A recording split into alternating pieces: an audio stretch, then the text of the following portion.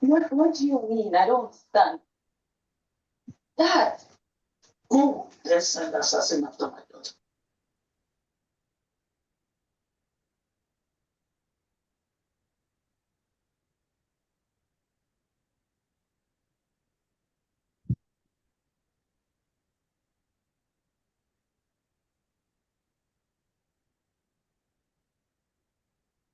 Rastafari. Majesty bless, my Lord.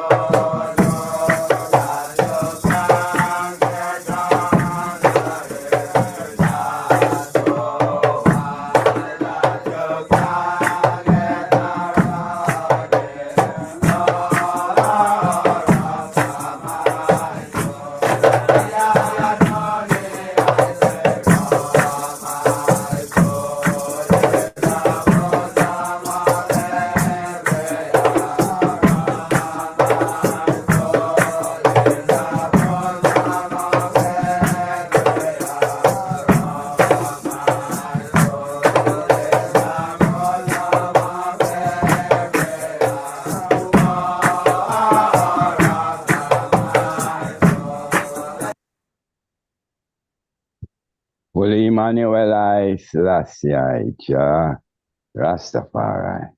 Call for virtual reverence in the virtual courts of Rastafari. The heaven declare the glory of God, and the firmament show his handiwork. Day unto day uttereth speech, night unto night showeth forth knowledge. There is no speech, no language where his voice is not heard, the black cries. Holy Emmanuel I Selassie Jah Rastafari. Behold, how cool and how pleasant it is for us, brethren and sisters, to dwell together in unity and love. It's like the precious ointment upon our head that went onto our beard. Even Aaron's beard that went down onto the skirts of his garments. As it you have heard, man, as you try to descend upon the mountain of Zion. For me the Lord commanded his majesty blessings, even life and love forevermore. So hail our God, Selassie, Jehovah God, Rastafari. Our Almighty God, Rastafari, great and terrible God, Rastafari is the Almighty God. Jah who seated in Zion and reign the hearts of all flesh. Our thou most high eternal Father, Jehovah God, Rastafari. Hear us and bless us, O Lord, keep and sanctify us all. Because thy holy face to shine upon us, thy children, that we shall be saved and redeemed. O thou most high God, Jah Rastafari, Holy Emmanuel I Selassie Jah Rastafari, Majesty bless, my Lord and Empress. We call upon the Honorable Priest Lamont, co-chair, to give us the chorus, and you can give us a welcome after the chorus, my Lord.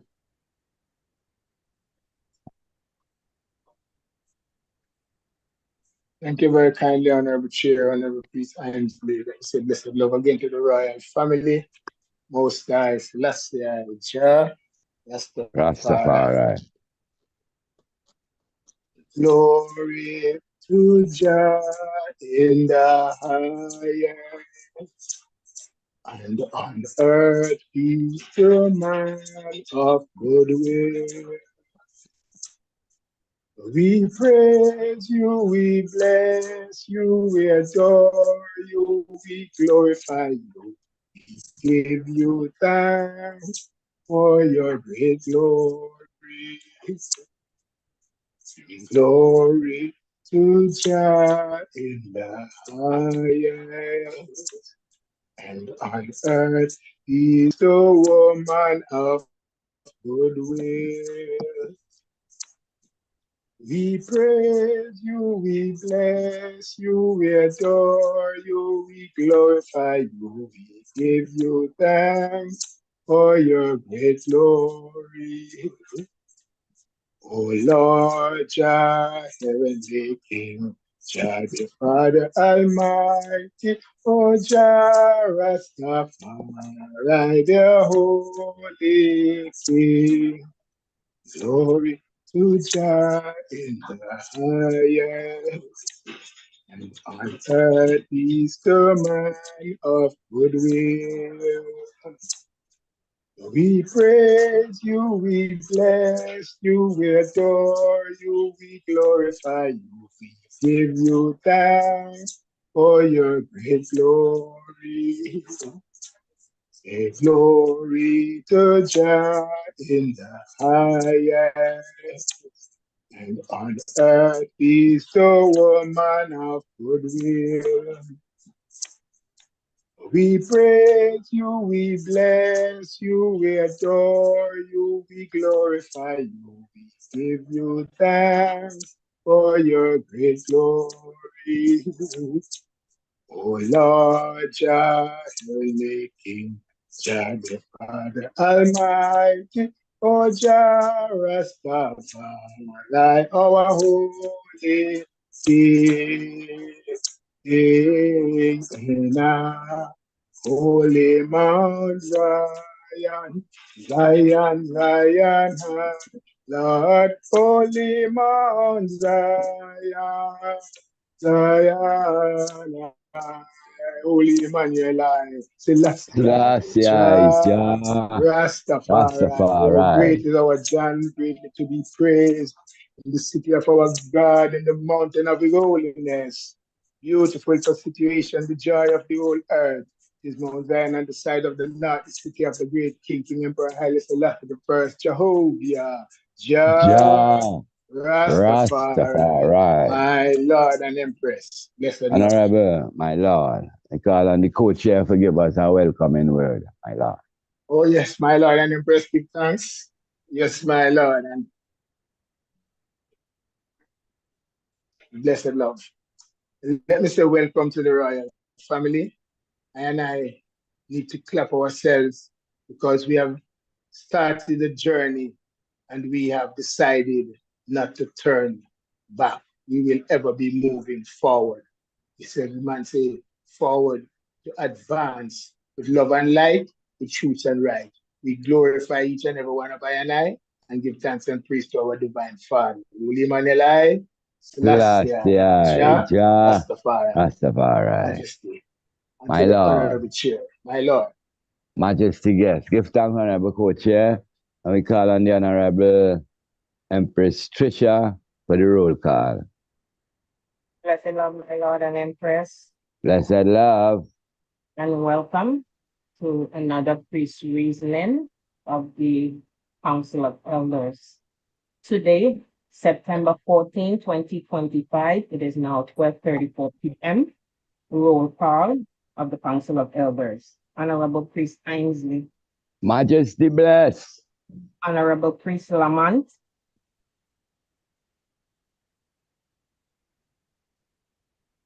Honorable Priest Rasavana, Present, give thanks. Honorable Priest Blessed love and Nappy, Empress. blessed love, Oh, Honorable yes, Priest Nappy, Greetings, family. Greetings.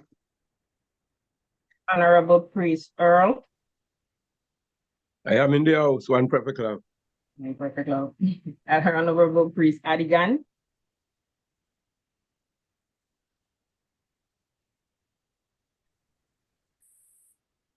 Unmute your mic, Priest Adigan. Honorable Priest Toots, Power to Blessed love, Empress. I'm here. Give thanks. Well, blessed, my love. blessed, The honorable priest Honorable, is present. blessed, Honorable Prophet Okito.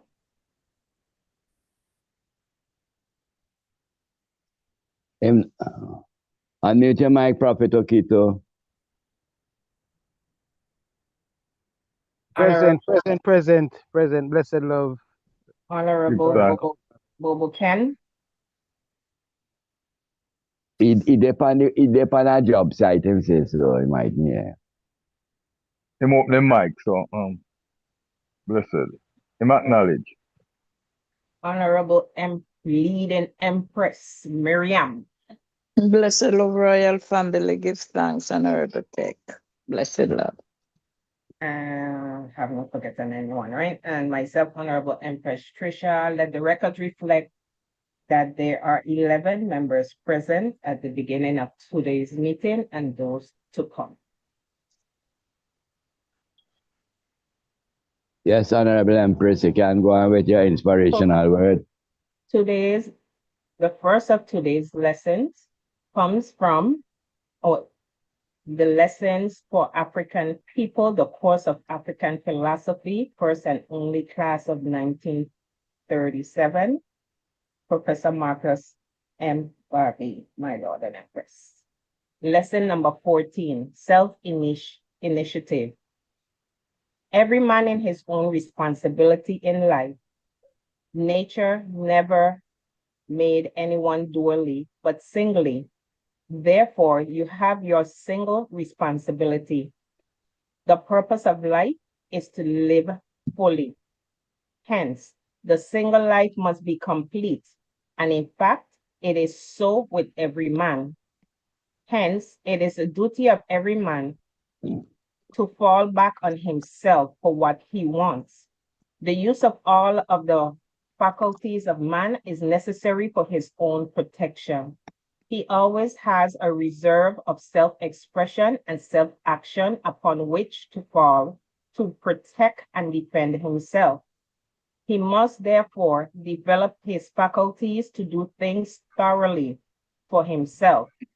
He must rely upon himself first for initiating all those things that may contribute to his personal well-being. Whatever he wants to do should first come from himself, as he should know what is best for himself. Advice may be helpful, but only to the extent that you have reason and judgment enough to see the value of the advice. Otherwise, it may be harmful. So, and start readings.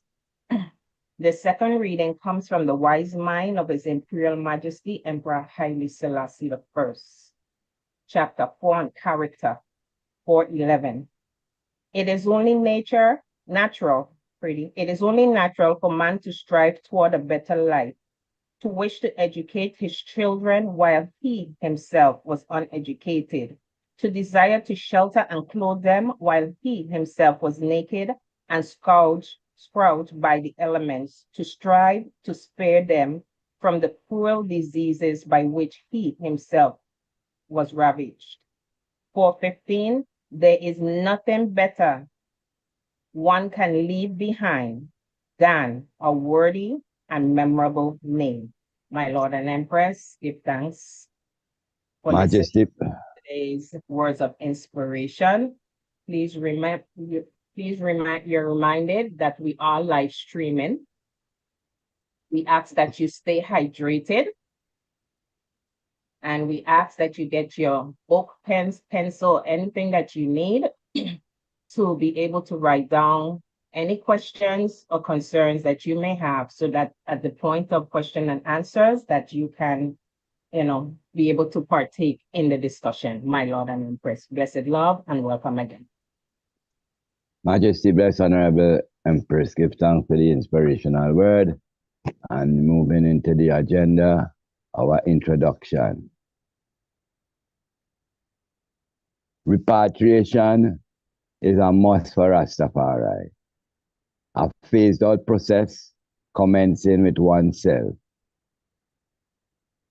A phased-out process commencing with oneself, getting mentally prepared to shed the Western mindset and many of its ways.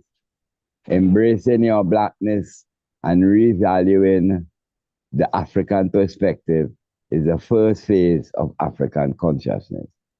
Self-readiness is imperative to a smooth assimilation into a new geographical location. Here now is a detailed narrative of the preparation needed for repatriation.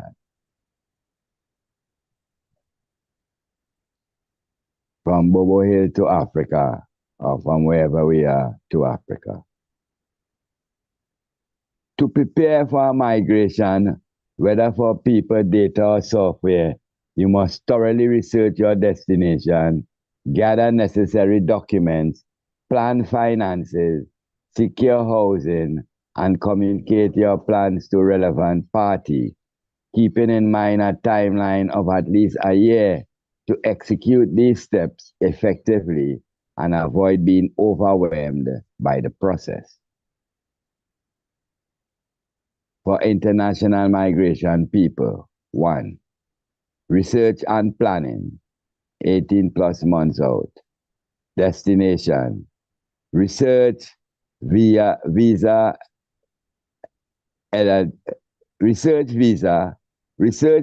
eligibility, cost of living, job opportunities, culture, education and healthcare systems, finances.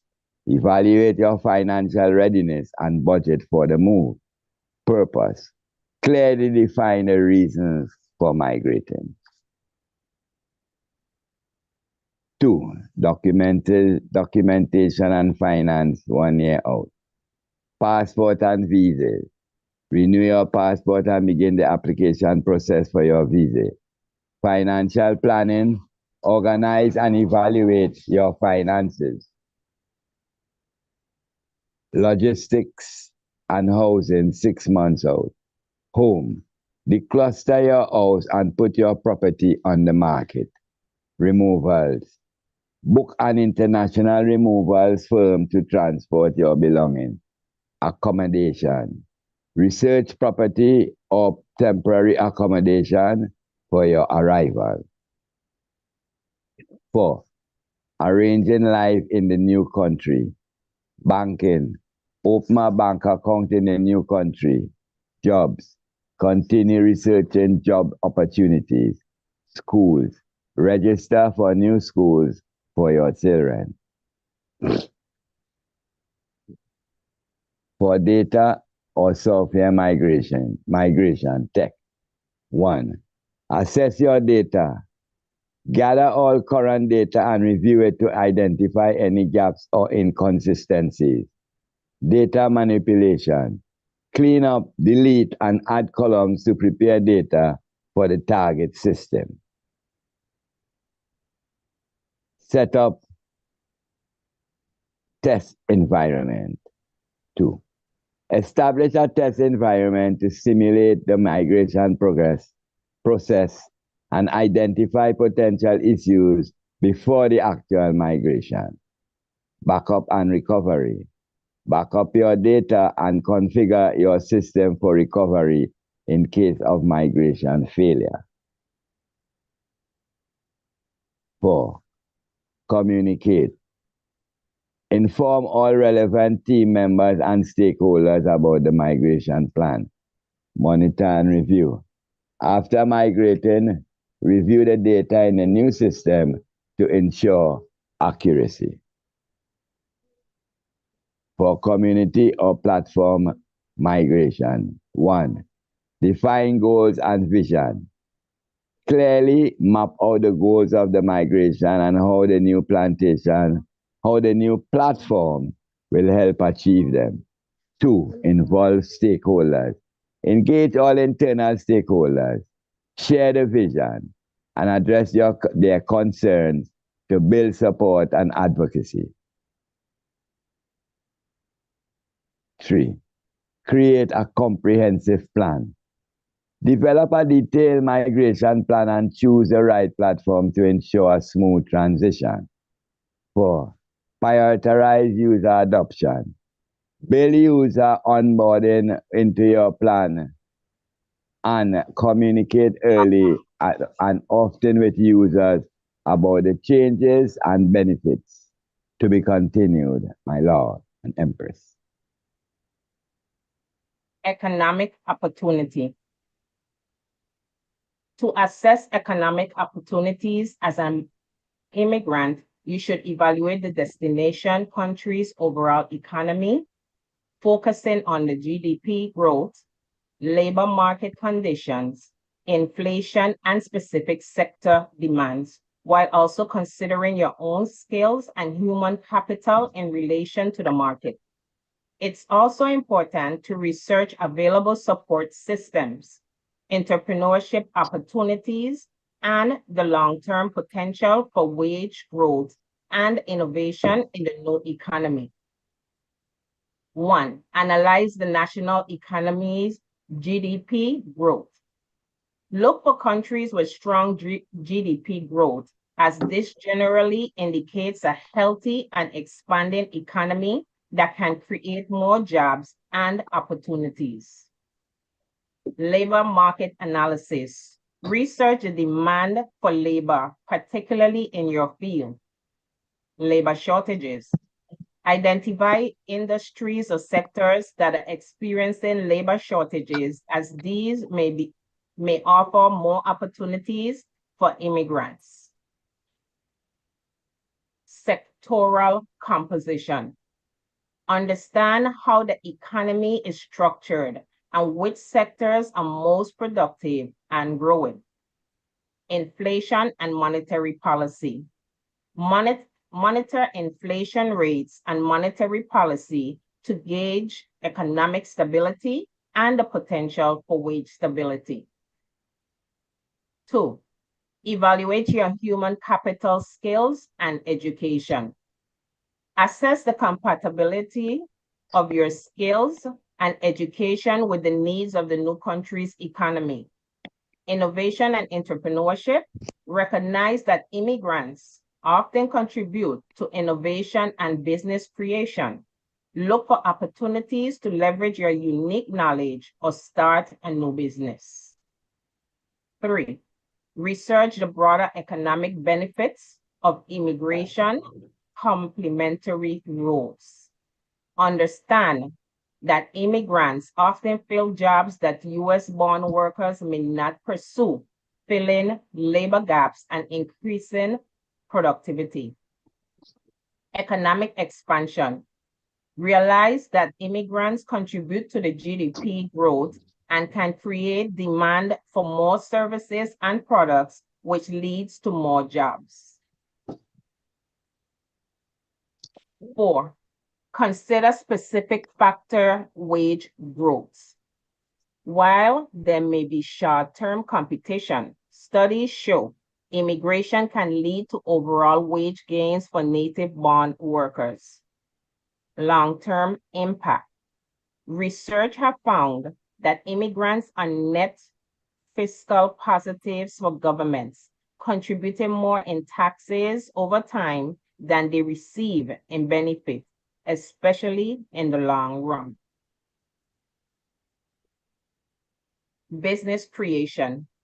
Look at immigrant entrepreneurship statistics to understand that the potential for starting businesses and contributing to the economy.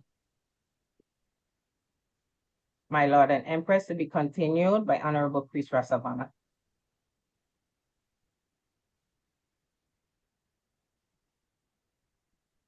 Repatriation for people of African descent. Repatriation for people of African descent from the West, or Blacksit, is a complex and often challenging process driven by the desire to escape systematic racism, reconnect with heritage, and build a new life in Africa.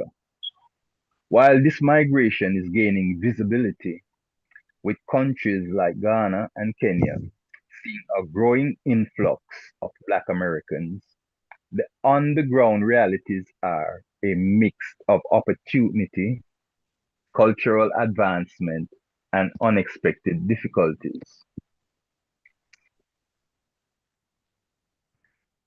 Reasons for repatriation: escaping systematic racism.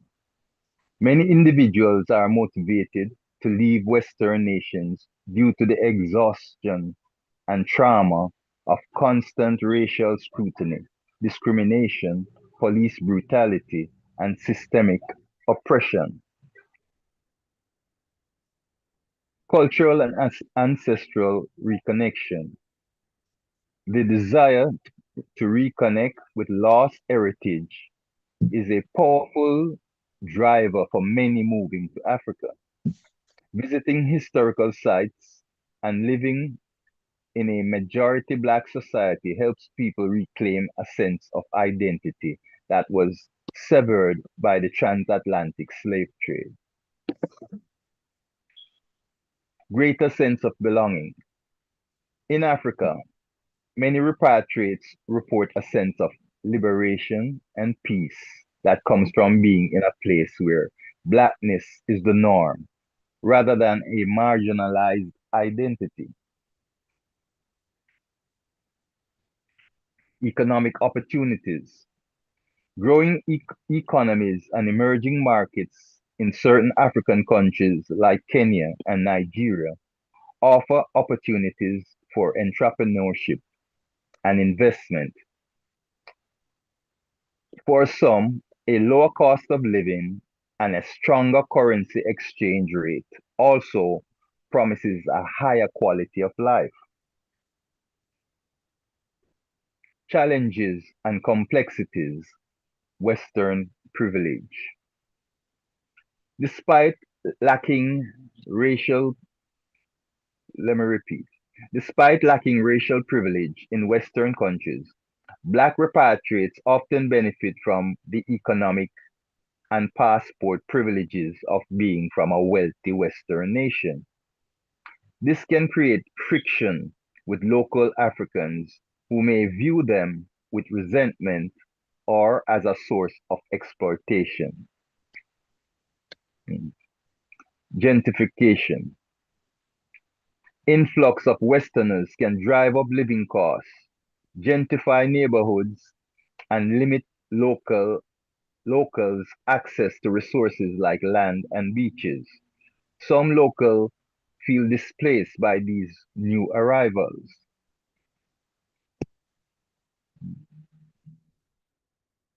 Integration and cultural clashes. The assumption that they will immediately fit in can be a major mistake for many repatriates. Cultural differences, language barriers, and a lack of genuine integration into local communities often create a diasporan bubble. Bureaucracy and logistics. Navigating new legal residency requirements, visa processes, and establishing businesses can be complex and frustrating. Challenges with banking and transferring money are a frequent complaint.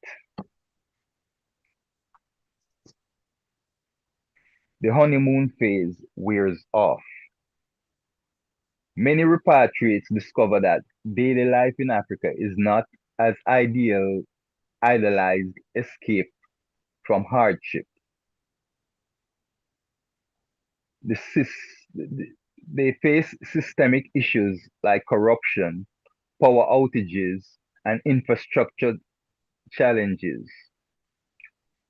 For some, the stresses of adaptation can lead them to return to their home countries. Xenophobia and exploitation. Racism is not eliminated by moving to Africa. Some repatriates experience xenophobia from locals, particularly in North Africa countries, or find themselves targeted for overcharging by merchants who perceive them as wealthy foreigners. You can get a clearance for Zenobia, my lad, for them and those who don't know what it means. It's a form of casteism, using, because it's not a color thing, because a lot of time it's African and African. An African coming from Ghana, living in Nigeria, maybe progressing, and the residents in Nigeria now becomes envious. So it's a form of hateism, more than a colorism. It's a hateism because they perceive you now to be benefiting in their region while they are suffering. So it creates that hate and form of envy in them. So it's a phobia, is what it really is. It's a negative phobia. LGB,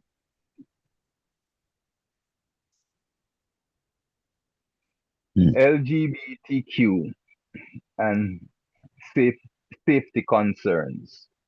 Let me repeat that. LGBTQ safety concerns. While Africa is a diverse continent, some nations have recently passed or enforced anti-LGBTQ laws. This creates challenging and unsafe environment for LGBTQ people considering moving to certain areas. Hmm. Supportive government policies, Ghana's initiatives. Ghana has actively courted the African diaspora with programs like the Year of Return 2019 and Beyond the Return. These campaigns encourage visitors and potential residents to invest in the country and reconnect with their heritage. These efforts have led to a significant increase in Black American arrivals. Expanding citizenship laws. Some African nations are making it easier for people of African descent to obtain citizenship. Benin's 2024 law, for example, streamlined the process that Afro descendants to acquire Beninese nationality. Pan-Africanist framework. The African Union has recognized the importance of the African diaspora, and Pan-Africanist thinkers argue that the right of return is a necessary form of reparations for the wrongs of slavery and colonialism. To be continued. Empress Akim.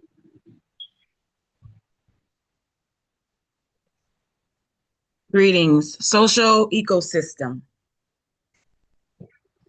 When large-scale repatriation occurs, particularly after conflict, displacement, or colonialism, it can have several negative consequences for both returnees and receiving communities. Rather than seamlessly rebuilding old social ties, repatriation can disrupt existing social structures, leading to friction, instability, and hardship as a new social ecosystem is forged.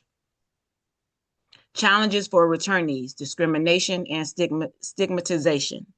Returnees, especially those who were forcibly deported, are often wrongly stigmatized as criminals. This can make their social reintegration difficult and lead to feelings of shame and frustration. Reverse culture shock. After adapting to a new culture for an extended period, returnees can experience a deep sense of disorientation upon coming home. They may struggle to readapt to daily habits and social norms and may find that their own values and identity have changed during their time abroad. Idealized memories versus reality. Individuals in exile may romanticize or create myths about their home country. The resulting clash between their inaccurate expectations and the changed reality can be overwhelming and contribute to feelings of disappointment and isolation. Loss of social capital. Returnees must often rebuild their social networks from scratch. This can lead to a sense of isolation and a loss of the emotional, informational, and economic support networks that aid successful reintegration. Family readjustment. The transition back home can be stressful for the entire family. Children may struggle to reintegrate into local schools and make new friends, especially if they have never lived in the home country before. Teenagers in particular may feel a deep sense of marginality and difficulty in fitting in. Challenges for receiving communities increase social tension and conflict. The arrival of a large number of returnees can strain resources and create friction with long-term residents, strayers. Research has shown that large-scale repatriation can lead to lower perceptions of peace within a community. Strain on infrastructure and resources. A sudden influx of people can put significant pressures on local services like healthcare and schools, as well as on limited resources like land and housing. Competition for resources. In post-conflict areas, the return of refugees can negatively impact the staying population's access to vital resources. One study in Burundi showed that the return of refugees led to less livestock ownership and reduced land access for staying households. Changing social dynamics. The values and perspectives of returnees, shaped by their experiences abroad, can differ from those who remain in the home community. This difference in perspective can cause divisions and negatively affect social cohesion. Cycle of violence and instability. In cases of forced or unmanaged repatriation, individuals returning to fragile, conflict-ridden areas may be more vulnerable to recruitment by insurgents. This can destabilize the community and perpetuate cycles of conflict and displacement. Broader societal and cultural impacts, weakening of community ties.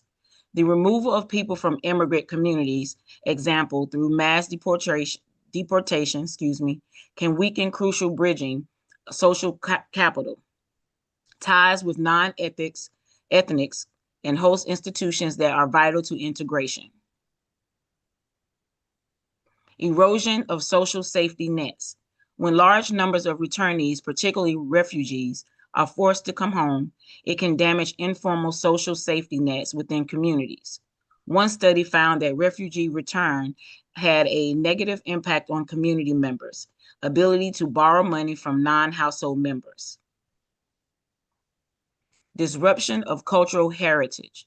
The repatriation of artifacts and human remains, while often considered restorative, can face challenges in differing perspectives.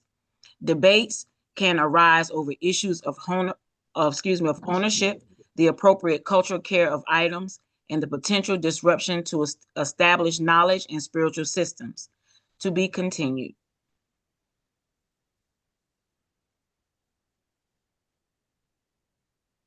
Returning home ain't easy, but it sure is a blessing, by Sister Imacus. A book overview. Returning home ain't easy, but it sure is a blessing is a very moving and penetrating work that every African, whether he or she intends of repatriating to Africa or not, should read. It is an invaluable guide to all Africans who are desperately trying to make their way back home. To relocate is not a simple matter. It requires a determination to succeed, a firm faith in God, the Almighty, and patience to learn and relearn. The power of this book prepares a plan for those wanting to return home to reacquaint themselves with the land of their African ancestors. Reacquaint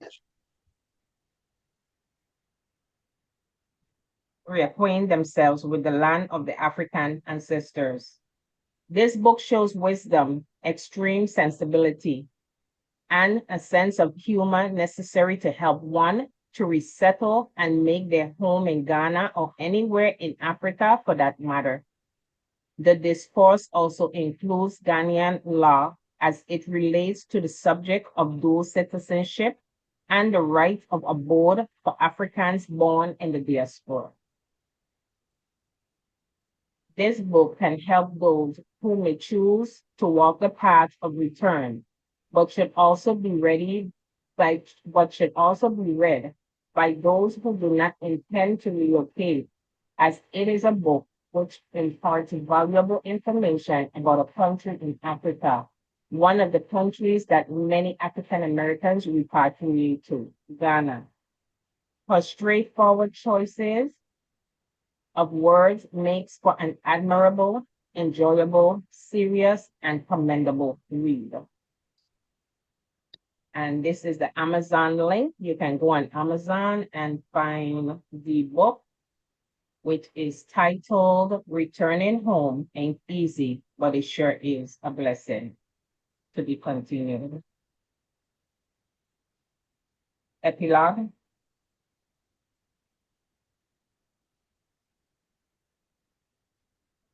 It is not easy to root oneself and family from one time zone to another. But in the circumstances of people of African descent, returning to Africa is a necessity if the psychosis of being kidnapped, which is compounded by the trauma of the brutality inflicted during that dark period of history, and this must be reversed.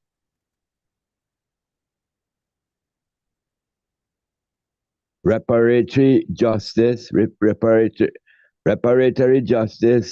encourages healing and a chance to repair the hate and resentment of the victim towards the perpetrator. Justice fosters forgiveness and reconciliation. Granting repatriation to the African is a win-win for everyone, regardless of whether reparations are granted or not. It is in the best interest of all people of African descent to at least visit their place of origin to get reconnected with their true selves. A spiritual awakening and a personal enlightenment is achieved when after centuries the spirit is returned to its own vine and fig tree. Sankofa, a return to the past in order to move forward. Blessed love, my Lord and Empress. Yes, my Lord. So we see that, you know, the word back to Africa, or we repatriate, sometimes it could be just some sentimental, which is not looked in and thought out to the fullness, so we could really get the full impact of what we say. You know, we see that it is a process, and if you're going upon it, it will be wise to see all these, check out all these procedures, so when you reach there, the transition will be smooth, you know, to assimilate into the country, as much as it still will have its challenges. So we give thanks for these enlightening words, and we'll open the floor to see if anyone would want to put in something about what we just read, or ask a question or what. My Lord and Empress, floor is open, my Lord and Empress.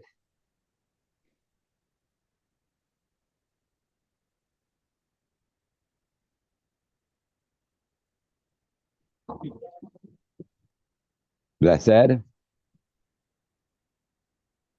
One perfect love, my Lord. My Lord. Surely God, this is right another the picture. My Lord. Blessed Honorable Jack Fisher, give thanks, my Lord. Thanks, Majesty, give thanks. Been a while I'm not joining back the host, you know, that how good and how pleasant it is for us, brethren, to stream to dwell together in peace and love and unity. Yes, the precious ointment upon the head that run down to the beard, the hair and the beard that run down to the skirt of his garment. The dew of Hermon as the dew that descended upon the holy hills of Zion. Dear the Lord God, Jah Rastafari commanded his blessing, even life and love forevermore. Jah Rastafari. Yes, my Lord. I, Jah Fisher, member of the Ethiopia Africa Black International Congress, mostly reside down here in the north side of Jamaica still, you know, actively in the camp, you know, but I'm here moving with the formation, my Lord, and was invited CMB all the time, you know, but sometimes I don't really get the time to join, but always have a listening ears, you know. And I My just want to Lord. glorify the elders, glorify the brethren them who constantly keeping up the work of I God and King, my Lord. So just Majesty. calling to compliment the item, Majesty. Holy power, I hear about the Back to Africa movement, so I'm just here, just introducing myself and let the item know I'm online. Yes, man. Majesty. Give thanks, honorable priest.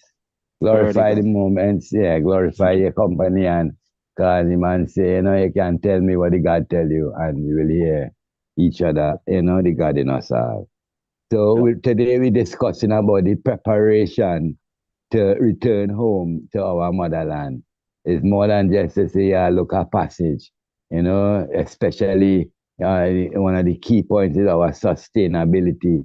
We don't want to be reaching over yonder and then have to be calling upon ones and ones in the West for our strength.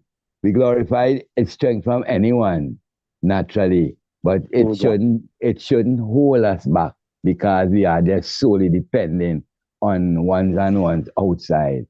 We have to set our way wherein business oriented as a Congress. So these are some of the things we are discussing today.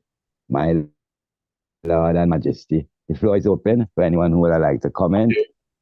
To the chair, my Lord. Honorable Priest Rastafari, my Lord. Honorable. Yes, as we are, looking at repatriation in a realistic and practical manner, this is our priest reasoning. So we also have to look at it from the priest aspect of the liberty.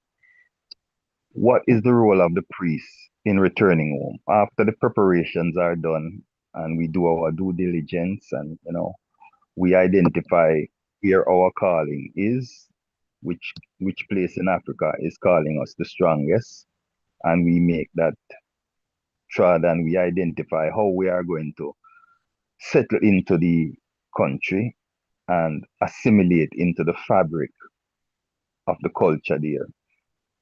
What is the role of the priest, the Melchizedek priest, as I and I were trained? What is our role? What is the doctrine that we are going in there to share with our family? Because we are going in there to learn, most of all, but we are also going in there to share, the gospel that we were taught.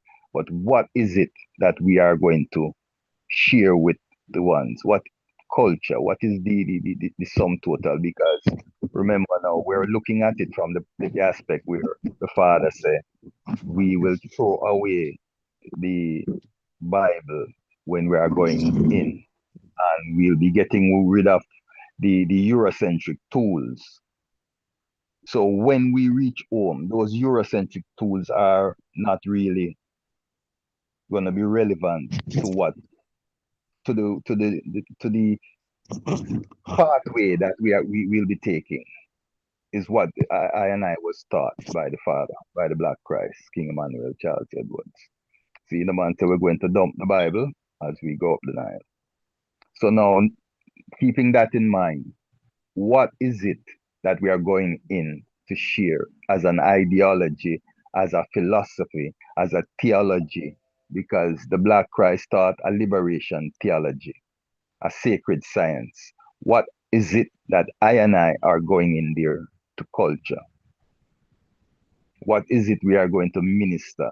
How is our services going to flow? Because we're not going to be singing, say, we want to go home anymore and we want to destroy whatever and burn down and fire burn. And it won't be, because we are not fighting a war anymore to return home. We will be home. See, and I'm just trying to create the mindset. We will be home now. We will be back in our heaven, assuming our true element of divineness. What is it that we will be sharing, family? Blessed Lord. My Lord, floor is open and the priest, food for thought. Honorable Priest Seven. My Lord and Empress. Yes, my Lord. Yeah, so as the priest say, certain books that we use from the Eurocentric view, we'd have a different view, you know. So even as the king did say, we toss the Bible in the Euphrates River, the king also said we could write our own hymns and chorus and them thing there. You see it? So when you look through it, you see that and I Rastafari people, we are very talented in music.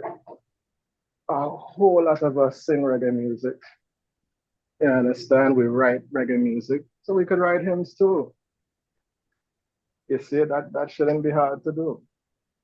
And we have a whole lot of chorus what sing about going to Africa, so that wouldn't really resonate when we're in Africa. So the chorus them too, we could use with talent and rewrite the chorus and all of them things same way, You see it? And we have to learn the language to communicate with the people, right? When ones get anointed, prophets and priests, they would have to minister in them language more time too.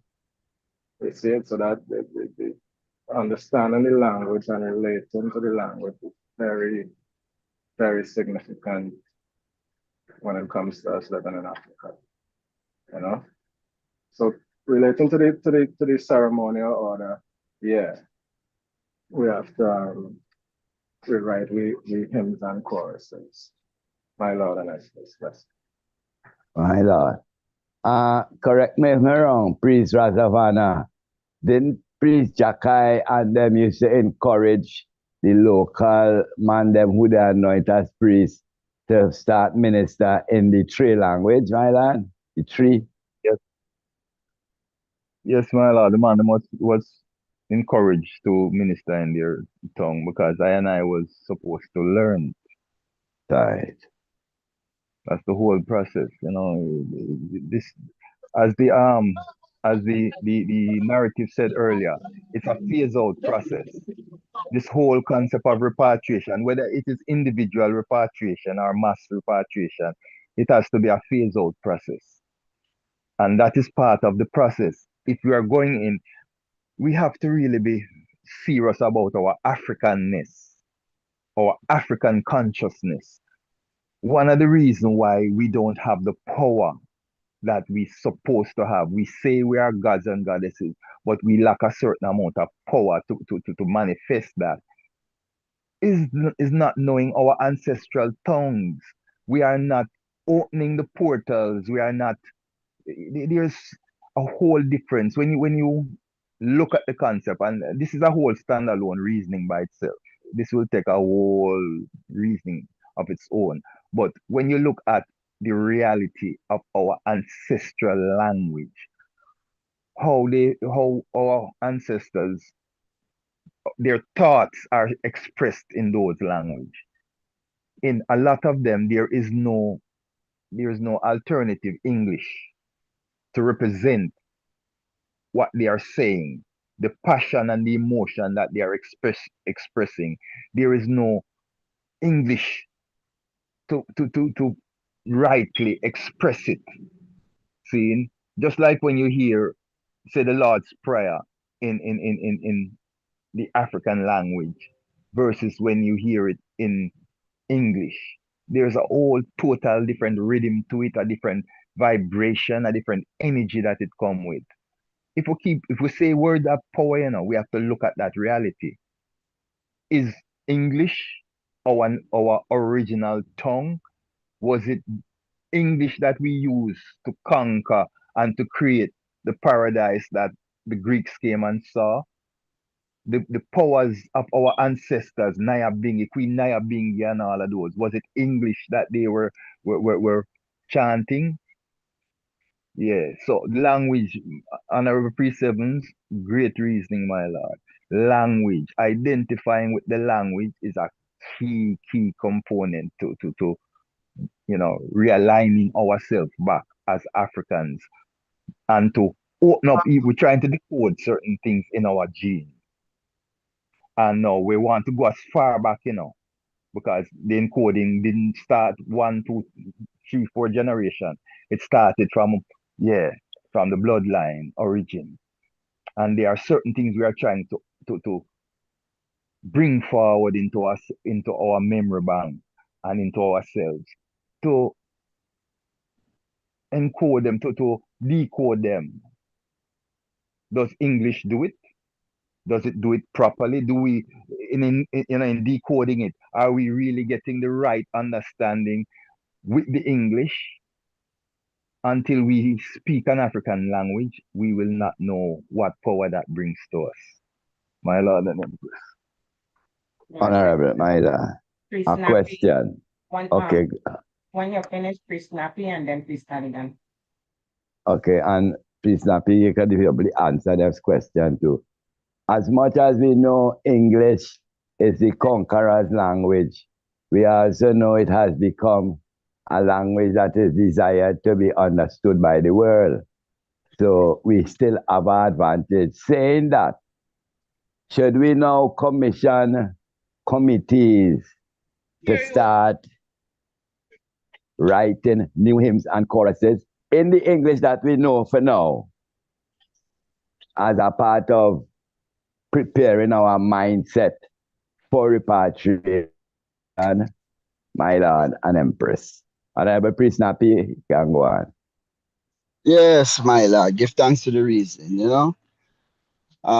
being a priest and also a business person, I personally, if I, into any country in Africa, my first order of distinction really, is to find a business over there, find something where can generate income, that it can help the locals and also bring in my brother and sister them. Because from in the 70s, I have seen that trend with the Koreans in New York, in the Bronx, when they just start coming in down there, like in this 71, and them start set up vegetable stand. And by the time you turn around, them open one vegetable stand here, then it could be more, them open another one over there, so and then bring in them family again, and another one open wrong so again, and then bring in the other set of family. I think we have to depend on a mindset. That is the mindset I would have like for thing then. Come in with a business that enhance the people and also have the opportunity for bringing one from abroad, to come function and expand in that business. And, I say, bring our thing to the community. We will adapt, we will learn the language as we go along. Me idea, because most Africans, I mean, them know at least 4 languages. English and French primary, all of them know that easily. But as I said, if you're there in an area, you adapt and get used to and pick up the language as you go along. But as I said, if you're going with a good economic plan per se, and have a niche where said there's a need in that section of the world for certain things, and you can bring it in and do a good business and help expand that as you go along. That's how I would have did start look on the repatriation runs. And then as we go along now, we start building church. According to the ones and one that come in and things, we start with divine order. But for now, I would have liked to say we more can sustain ourselves economically first over building a church. My Lord. My Lord, Majesty, if thanks for So the your suggestion. Honorable Priest Adigan, I think, after, and then the next one who just asked to the chair.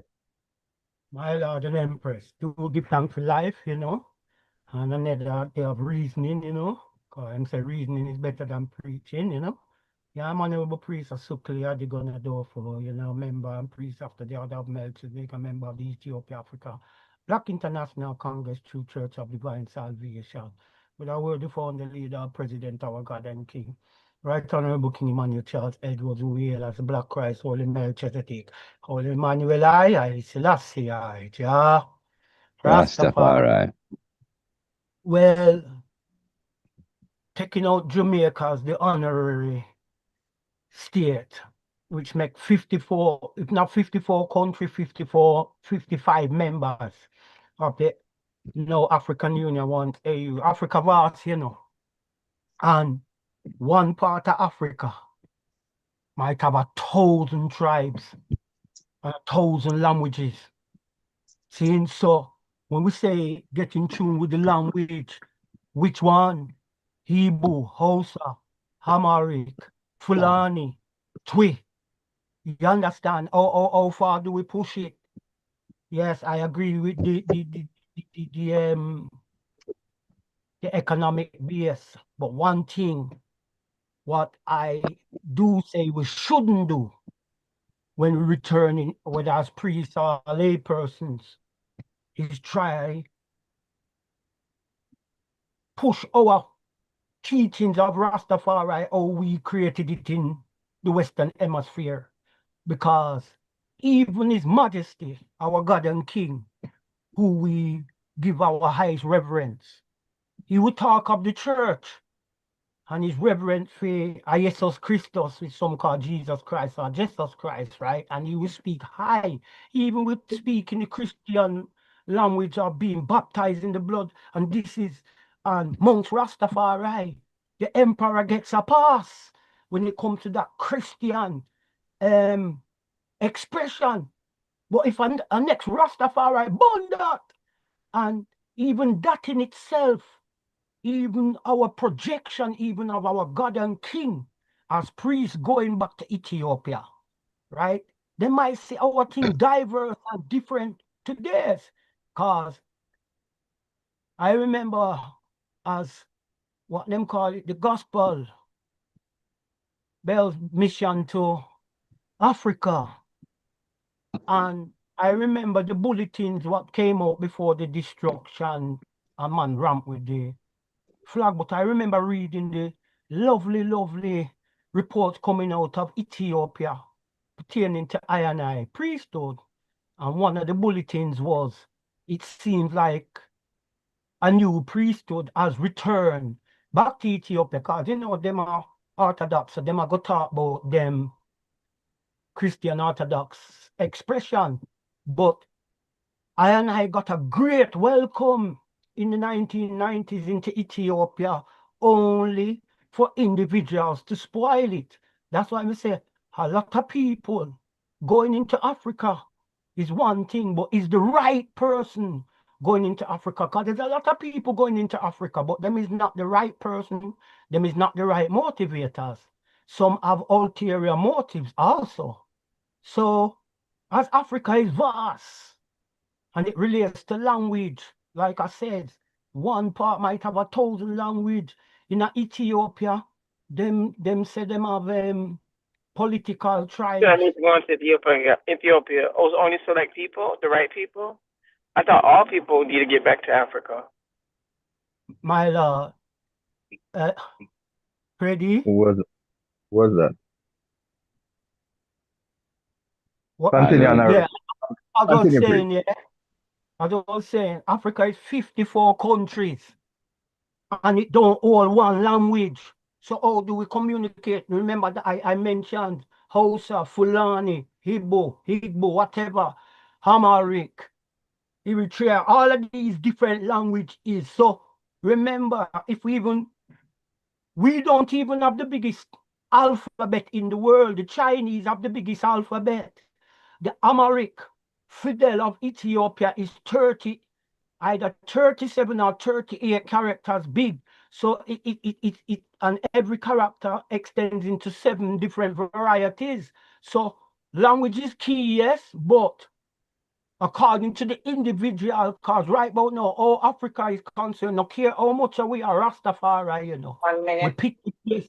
All of us is not going to the crowned head. I art for the crowned head, Abyssinia, where the emperor was crowned. Not every Rastafari. Ethiopia is not conducive to their well-being or their makeup. remember 54 countries, you know, and a man say, you know, Ghana, me say, you know, and next man say, you know, Gambia, me say, you know, and next man say, Nigeria. So we have to know how we are going to break it down concerning these different tribes, different countries in Africa. Because Africa not set one way. You understand? It not set one way. Like them say, like most of we were dealing with what we're dealing with now. We did research. Most of us who are talking what we talk now is what we based upon research. The same thing, just to sum up quick, and I'll come back again if that's the case, if I can't finish off here now. Just to say, I and I as a people, right, for reconnect, you know. Remember, we've been cut off from I and I heritage and culture, you know. Remember, them say Abyssinia is the only place, the map that never get colonized through slavery and the slave trade. My Lord and Empress, I'll come again. Blessed. My Lord, blessed Lord. Yes, Well, Honorable. okay. Sorry, go Go ahead, ahead, Honorable please. Chair. No, go ahead, Honorable Chair. I will come after that. I would say to that question, it depends on where we touch in as. Because I was talking to our brethren in Ghana first day, and the way he is, the language is Twe or Tre. I think that's the name. And it seems like that is a language speak all over Ghana, as much as it still have other languages. So it would have been depending on where we touch in, and we work with that, the most popular language in there. Also, our children will come and help teach us, because children can pick up new language quick. They will be helping us along the way. But as to understand what Honorable Priest Adigan was saying, I would say wherever we touch in, we concentrate on that on the major language in that vicinity. My Lord and Empress. Honorable Priest Rastafari, go ahead. Pretty, I Yes, think. my Lord. 1 second, please. And I think Priest Knuckles, welcome Priest Knuckles, may have something to say also. Honorable Yes, Priest sir. Knuckles, Kessing Gun. Blessed love. Yeah, Priest Brown is on board. That's all. Give Yes, thanks, my Lord. Honorable Priest Brown. Blessed love. Yes, Priest Knuckles. Blessed love to the royal family, my Lord and Empress. Blessed love. Thanks for life today and to be here, you know. Give thanks to the reasoning going on. Thanks to the mighty work of the council. Yes. I was just tuning in, you know, my Lord. All Yes, blessing sir. and wishes for the royal council and all and the reasoning. I hear some reasoning about the language. When the first delegation went to Ethiopia, they respected us in the manner that we present ourselves, so that Great reason. there was an Mm-hmm. arrangement with the university, I think Addis Ababa, to teach the brethren them Amharic, you know? Yes. It is very essential, as the priest Rasavana said, when you go into the place, you have to be able to relate to the people, them, and the first step is language. Once you live in the community with them, little by little you learn the language. But an important part of our development is the children, because like Priest Duffus family, all of the youth them speak, and it is true, it's not one language that they're going to learn to speak, because you have Ga, Tree, Panti, all different in Ghana, and everybody communicated with one another because one man know 2, 3 language.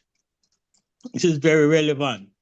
And it was a joy when you go to Ghana a couple of years ago and see the man them on the altar, and when time the Ghanaian priests that were made priests were ministering, yes, they ministered in their native language, for the congregation was basically natives, you know, and it was a joy. When me asked the man beside me if he interpret what I said the same thing with Priest Jackie just said, man. Yeah. Very relevant to that assimilation into the culture. That is My what Lord. Dr. Arikana was referring to, and to say we have a tendency to separate ourselves when we go to Yeah. Africa. Yeah, we have to open ourselves to know that is our family, this and we come home. And you want to be a part of everything in that. My Lord and Empress, give thanks. And priest Nappy talk, give thanks and respect that priest. The whole concept of going to Africa, everybody we're going to Zion. We skip some things where Dada did a teach us. For I mean, on the hill and there was a man that come from the refugee department of the United Nations and was trying to get us as a group on a list as refugees, because he himself was a refugee. And he brought a form for us to fill out an example. And Dada had us, one of the brethren, them reading it, going down the line. When it came to occupation, Dada said, my Lord, you see, every man I go home, you have to have something, you have to know to do something. This is what the king referred to when time him tell the delegation that came to Ethiopia, say, next time send the right man them. Man interpreted it all different kind of way, but Jah was saying to them, what we need now is professionals and businessmen.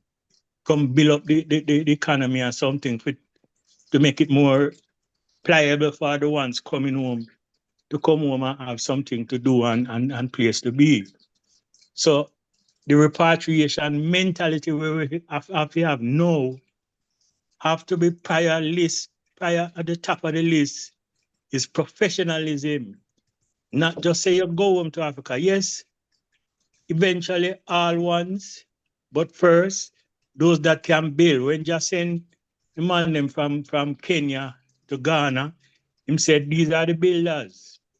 Priest Tanya and Priest Banik and them man they that know for build buildings and stuff like that. That's what you need first to build up the thing, you know? So don't want to talk too long, my lord, but yeah, it's interesting. This reasoning, my lord. Give thanks to the moment, you know? Give thanks to the freedom, my Rastafari. Lord and Empress. Blessed love. Majesty, my Lord. Honorable Blessed. Priest Savannah. Yes, my lord. Glorify, yeah, man. Great input, great input. Yeah, to bring in that reality that we attended the university to learn the language because that is it's very essential.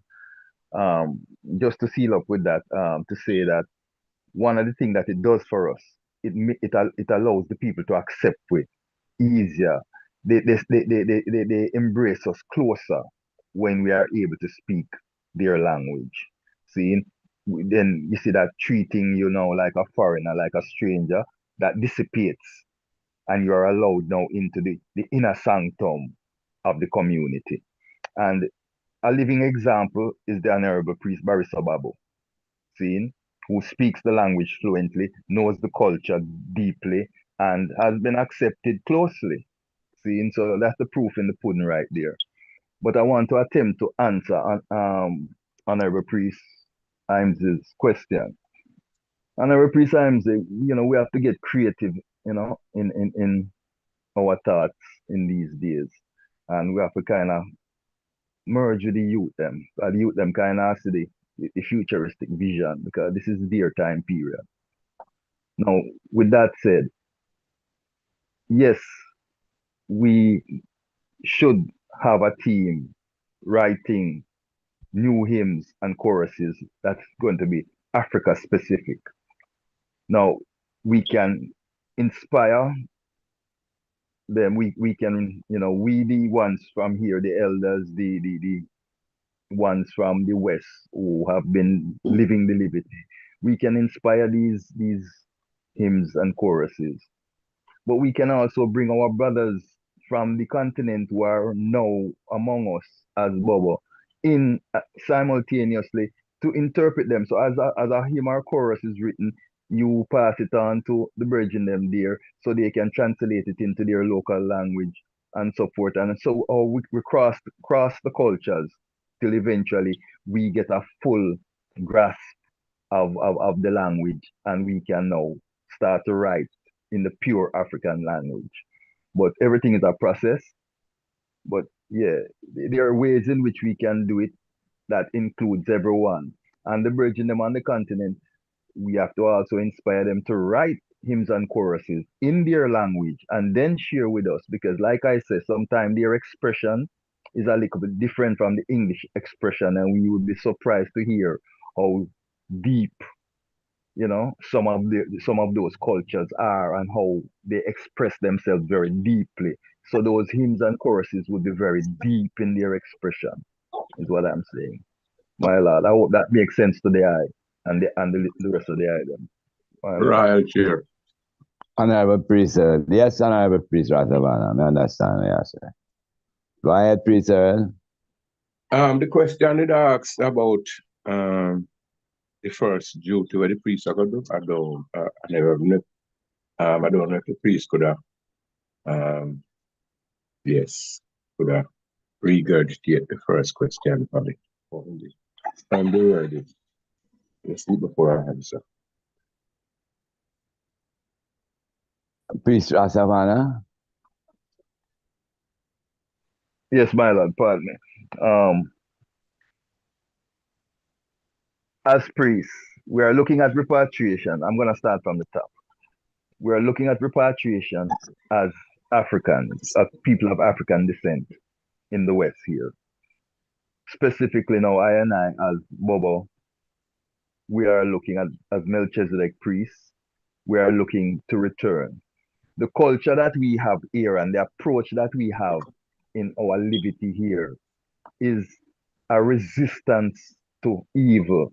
It's a resistance, and when I say evil, I'm talking about racism, the colonial element, the societal element of the West. So we sing accordingly. Our hymns and choruses, they depict those wars and those sentiments. When we return, and the narrative too, the culture that we give from the altar is a redemption type, a kind of liberation type culture. It's a liberation theology that we are preaching or teaching from the altar in the West here. When we return to the African continent and we are home, we are no longer facing that predicament. That is no longer our aim and objective, because like the Father said, it's only development down here is freedom, redemption, international repatriation. When we have achieved that, when we have returned home and we are in the continent, that no longer is our mission, because we have achieved it. So what is the narrative that we will be teaching? What will be the culture that we will be depicting? And one of the things that the man said as well, to reiterate, is that we will throw away the King James Version. Not scriptures now, the word scriptures don't mean just King James Version. King James Version is included in the scriptures as a definition. But scriptures mean all holy writ, all writings that depict inspired holy divineness. See? But the man said specifically, we're going to throw away the King James Version when we are going and those Eurocentric tools. So those tools will not be applicable to our doctrine and our philosophy that we will be espousing when we are Africans, or should not be, because we are not. The man said we're not carrying home a religion. We're not going in with a religion, because the man said religion is Satanism. We are going home with a spiritual consciousness, and we are going home to teach that spiritual consciousness to the people. The question is, what will our narrative be? What will that philosophy be? What will be, how do we present ourselves at that time? My Lord. Yes. This is there's a time and a time and a time to do everything, because as you say, we're going to throw away the prophecy. Going in Africa right now, remember you still have these robber, robber, Babylon, that the system rulers, the system dogs are still there, right? So as a priest, because we are going to speak about a priesthood college. Meantime, the harder I got you have a set command, whether I'm their kitchen, whether I'm gone on the road. You see it on every Monday at church one time. You see what I say? Yeah. So all the while the government always a move. It's not just a one and you never have the two. So if you say the one now at the salvation pathway, the first thing with the priest, the priest have a duty before me even meditate any other thing. Right? That's why we always move now like body. You know, one man there the service, one man, you know, going on the road, going to look some money. You see, that's how the kingdom always move. You see, and every man there are tabernacle one time. Because the kingdom couldn't run that way. So really and truly, unity are the wholly acceptable goal, right? To go in, go, you see, because we can go to say, adopt the temporal part where we don't go into the salvation too. Because right now, you know, Africans are so talented right now. As she said, one of the only thing where them charter, you know, as the honorable priest said, when the first movement they take place in Ethiopia, the joy, you know, say the Melchizedek order, whether they to recognize it or recognize it not, coming in forward. So it have a balance and it have to be unity. Because if I alone now, we could have carry the service, we could have to go, you know, pan the temporal part for balancing. But if we go, you know, as a group, someone around the service, you know, some priests like Priest Nappy, the honorable Priest Nappy, you know, have team project going, that's still around, you know what I mean? And we just move balance as a team, you know. So, you know, I'm glad team will see so we can move on, not a single individual, one perfect love. My Lord. So I pose the question again to the chair, to the group. Should we commission a committee right now to start rewrite our liturgy in the repatriation mindset from a point of view that we are home? Should we start that project now? Commission a commission to start that and have a review board. So that means because we don't want to reach over yonder as we see if what is going on. And we don't have no service order. We don't have no coming together, that spiritual bonding that for lack of a better thing, Psalm 100. Come and let us make a joyful noise unto the Lord. Let us come before his presence with gladness and singing. And we see enough of our brethren over there, but we hardly see in that part of it. Now, if we say, well, the excuse could be, well, we dash with the Bible and the Western way and all these things. So if a commission shouldn't start now, please, I mean, so service, because service is part of our culture. So that's the question I pose. Myla, what do you think about that?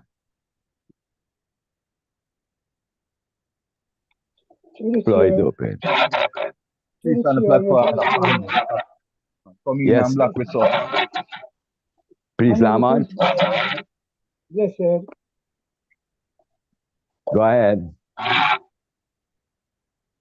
Firstly, I would answer your the question. Welcome, family. Give thanks to the royal gathering of sin. Peace, Brown. First, I'll begin with your question. For being exposed to literature, I know that hymns and choruses are expressions from people that Chris Brown? because of this Chris Brown, you sound kind of far away. If you could go a little closer to your mic, because we are live streaming. We want the audience to understand what you're saying. Okay, let me.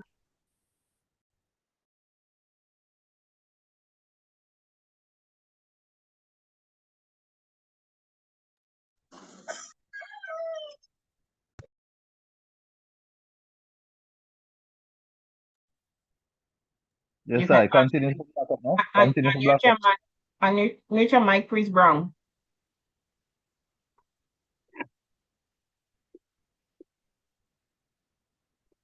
Blessed love. Yes, My my Lord and lord. Block Empress. up now. Yes. Yeah, man. Block up now. Firstly, on the question the priest asked, hymns and choruses for me, as I've been exposed to it, are the expressions of people. I can even remember Dada saying that every individual from their life experience have even one song in them. So though, from so the committee or wants to really help and assist or formulate is part important, but I would like to bring to the recognition of the word of our Father. I know that every individual, because of their life experience, even one song or chorus can bring out of themselves. Secondly, I moved to pre-snappy approach, which was the first approach that I personally was introduced to by King Emmanuel. At that time, there was a people of going into Egypt, into Israel, but who went there as some Rastas who went in as a group. And their pattern was even to establish themselves economically. And then by their liberty and their practices, they would then fully draw and expose their spiritual particulars or liberty to the people. So I fully endorse that approach that Priest Napi mentioned. It is essential in setting up a church or setting up a service order. There are certain essential things which I think one must look at. First, to fulfill the churchical order, have to practice what is called celibacy or separation. So, in my view, and even patterning the Ethiopian Batawe practice, which I think that I was pointing us to, ministering priests, ministering priests or ministers around the church, I think would be mostly free man and free woman. A man, a family person, when they are free from their social activities, would have their times and seasons within the church. Therefore, a church platoon, as that I even refer to me, is like a platoon. It takes at least 40 individuals to maintain such a churchical order. And we know that calls for also economic preparation. So these are the little pointers I wish to share with my brothers and sisters, Royal Brethren, today. Beautiful. We're heading there, my Lord and Empress.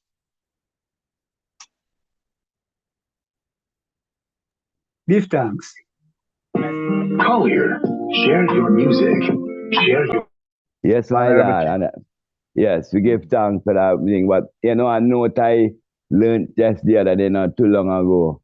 The way how the Roman Catholic, them priests, they must be celibate and not deal with no woman to get a priesthood. Wherein the exact opposite is with the Ethiopian priest. You cannot be an Ethiopian priest unless you are married. I stand to be corrected, but this is what I understand. That is what I get to understand in the last few years coming down, reasoning with Orthodox authorities. My Lord and Empress, the floor is open. My Lord, give thanks. Bless. Me, I want to refer to Batari, and you talk about pastoral as opposed to monastic. Okay. Right? Ethiopia has monastic orders where it's just devotion, no woman, none of these things. For example, Deborah Damo is a mountaintop that even a female animal species is not permitted up there. It's not there, yeah. Right? So Ethiopia dimension, for one, in the Fetanagas, it says a one can't have what we call unkempt hair.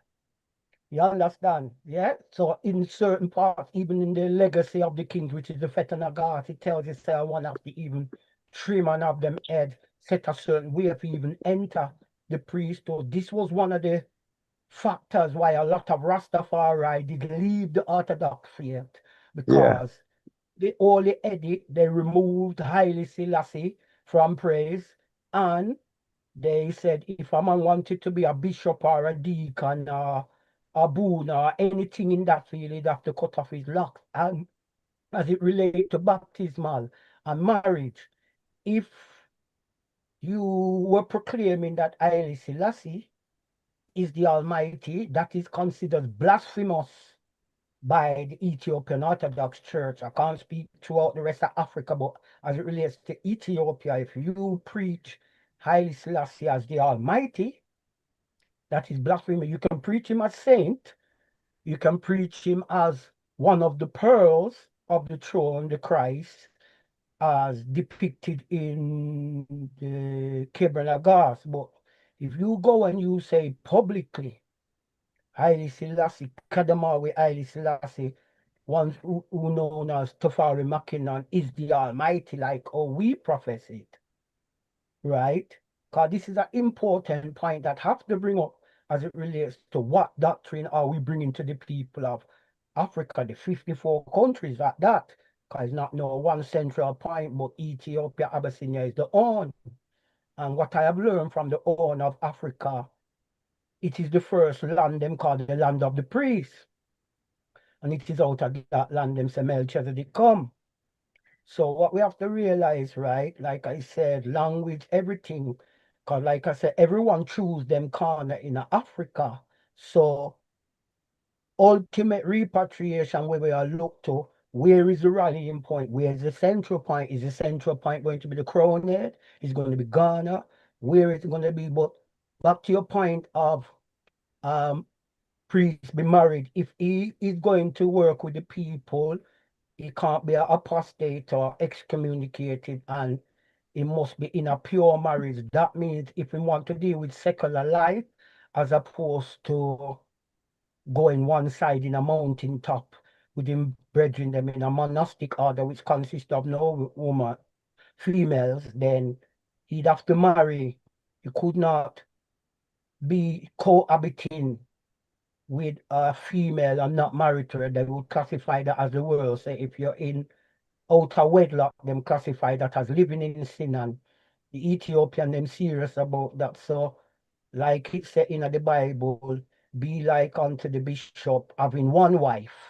You understand? So yes, you're right there in terms of if you want to be a layman priest dealing with the public as opposed to being a monastic or monastery priest, where you'll be at the church more than really amongst the people. But the Batawi now, as I hear priest Brown referred to the Batari, yeah, that a point with that, but the Batari don't have a church settings or a tabernacle setting. The Batari is a free priest who move around the community, and him don't eat meat and all of these things.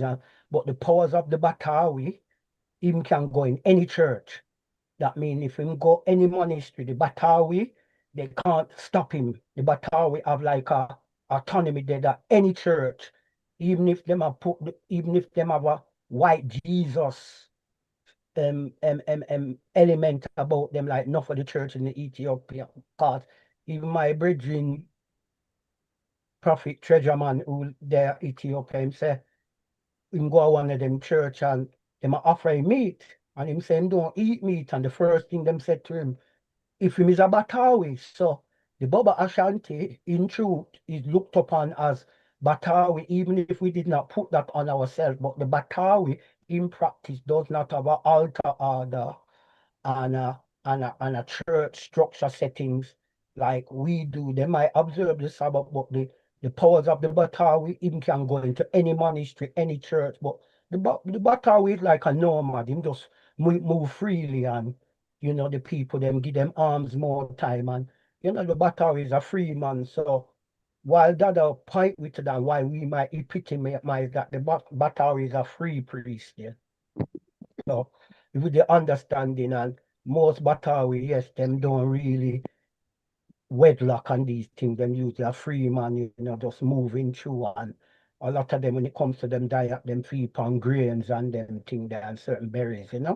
So when I brethren say him don't eat meat and anything in blood, them say, oh, they perceive him to be Batawi, even though he never declare himself as that, but that's all them in the monastery did look on him. So that's the My purpose Lord, of the Batawi. He can go anywhere in my Ethiopia. Lord, bless. So with that, in closing, the thing vast, my lord. So we have to work it out, how we are going to disseminate the culture between 54 countries with vast amount of language. Because remember, we're saying we have to connect with the people, but we have to realize it's not one set of people in Africa we are connect with. So we have to realize, we are going to centralize and which are going to be the main point as it relates to repatriation and going home to the mother My and Lord, fatherland.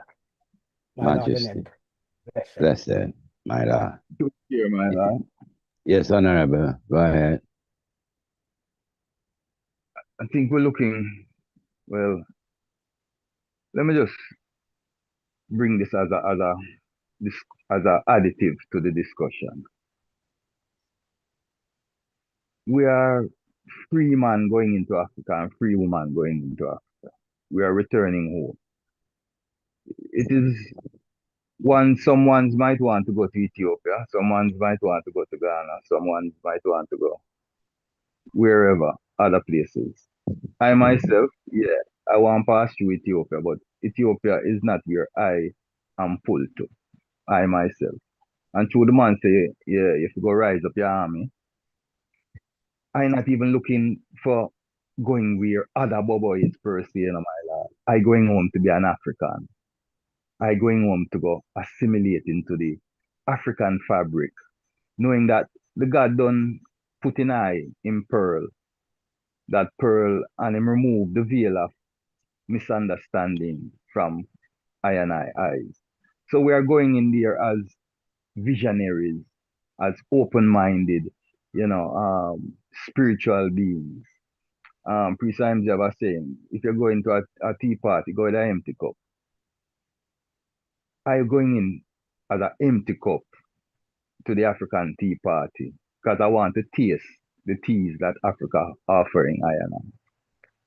So I am going in there to share my humanness, my spiritual understanding as a human and as a divine human, my spiritual understanding. But I'm also going in there to learn, whatever region it is I end up, yeah, I want to be able to talk with the people there and understand them when they are speaking.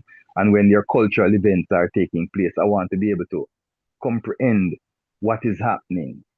I am not going in there as a skeptic and and have a pre-set notion in I to say, well, yeah, this is it and this is the way it has to be. And if King Emmanuel didn't do it, then yeah, it can't be done, and I'm not going to.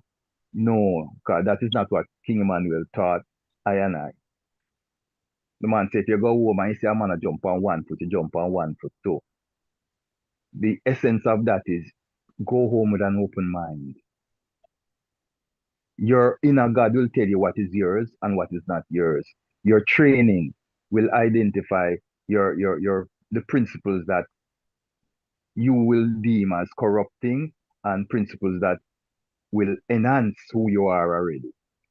See, so that's the level where I'm going in on, and looking at and to touch on the Batawi, just to clear up, and to add to what the I was saying, because yeah, strong piece of conversation, honorable priest, honorable historian.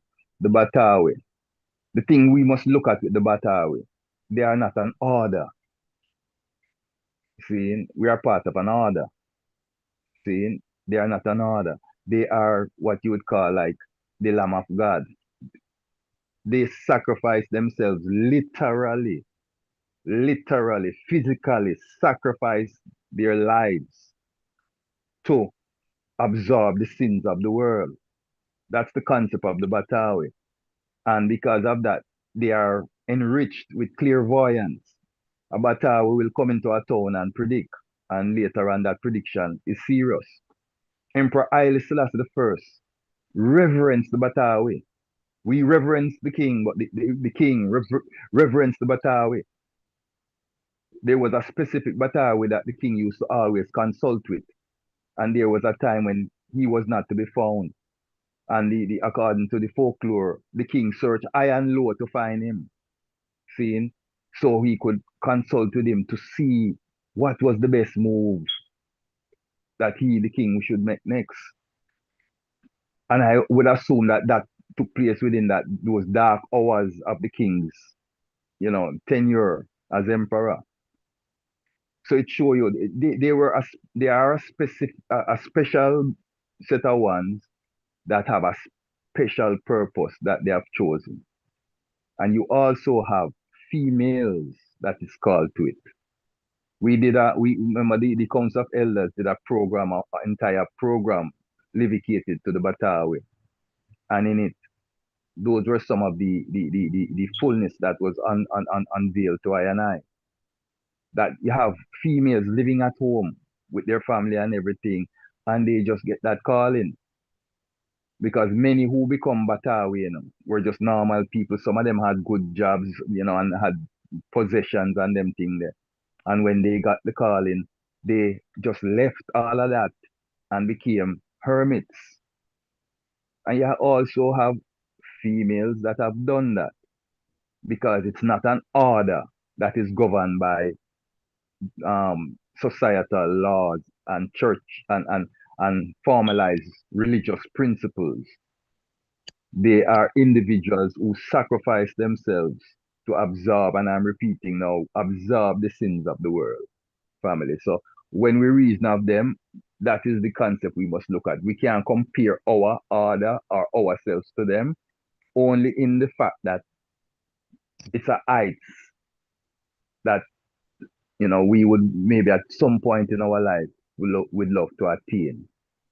That essence of power that they have achieved from that great sacrifice that they have made. Because that's the only way to achieve that heights in a family. You have to put aside, them say no cross, no crown. You have to make that sacrifice to wear that crown. Blessed love. My Lord, Majesty bless. And seeing this word, the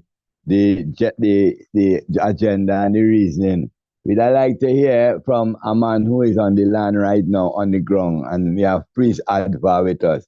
Priest Adva, have you been listening to the conversation so far, and seeing that you are a man on the ground? What word song would you give us as to say a man preparing himself to come home? My Lord. Unmute your mic, please.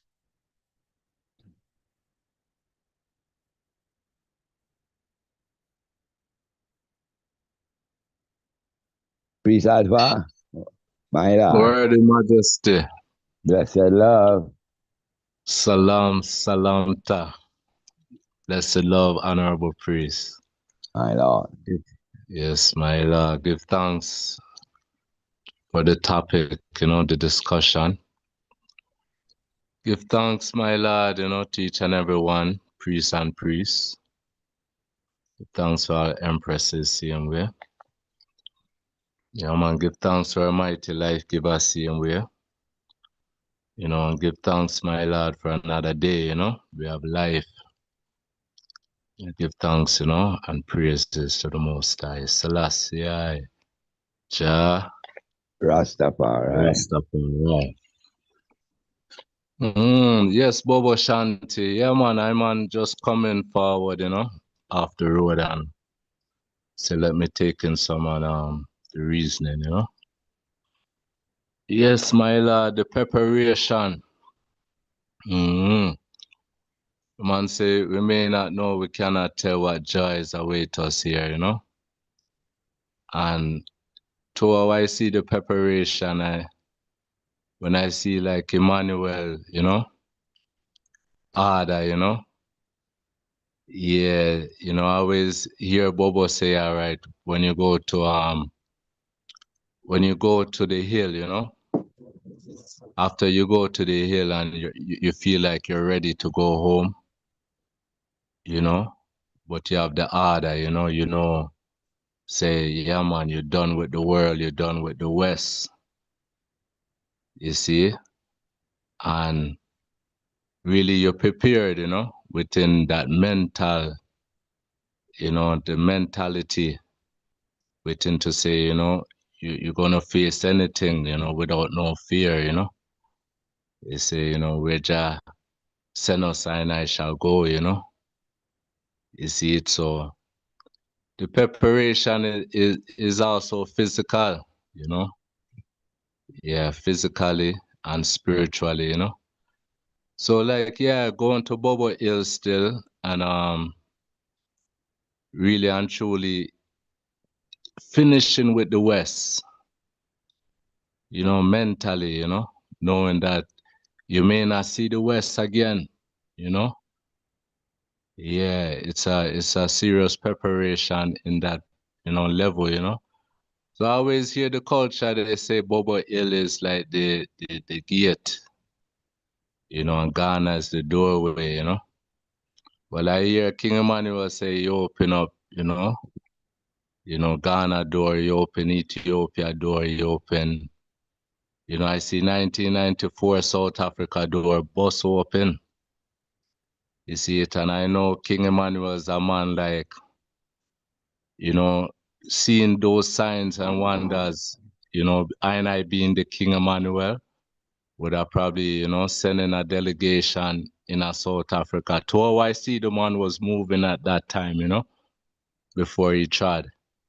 I see the man was preparing us for home, you know, and I think the man was trying to show us that knowing what we know and the comprehension that we have, the intuition that we have, is what Africa needs. And when I say it's what Africa needs, I mean like when you build yourself to a certain level, like even to say a leading priest, and you take up this order, meaning it's an order now where it becomes you, you know? Like the Batawi or Majesty was speaking about the Batawi earlier. The order becomes you, it's your life, you know, but it's the same tradition King Emmanuel tried, which is freedom, redemption, repatriation. We are freedom fighters, you know, we are the people agitating for the voiceless, you know, the voice of the voiceless is I and I. So I see the man that build us to a parliament level, a governmental level, and he wanted us to see ourselves, you know? Yeah, meaning you don't look out at yourself. You're always conscious of the God in flesh, you know, And I that return you're God. the question to the priest, my lord. I think the priest never did hear the question fully, and I Yeah, man, return. I hear the question. Getting to that question still, as I'm trying to say, is spiritually, knowing that you're God in flesh is very important to come home and to know that you have everything. You're not lacking nothing, you know? Even with just that understanding that King Emmanuel built us with, you know? So it's a mental and it's a spiritual and yeah, physical. Try coming as healthy as you can because here, especially where I am, it's a lot of GMO food, you know? The food is not so well and everything, you know, but it doesn't mean the food is not there. You just have to sort it out, you know, and you have to find a way just to keep yourself seeing, you know, like healthy. Because the mission is like how we read the scriptures, you know, we show, you know, the man say like he's sending someone to view the land. And while they're going to view the land, they come up on whole heap of tribulations, whole heap of, you know, adversary. So it really needs a brotherhood, mission and a sisterhood mission, a collective mission. But still, if we can come in one by one, it's what it takes. But it would need a more collectivity to come in, even with those who is in the land, you know, before even I want make a mission.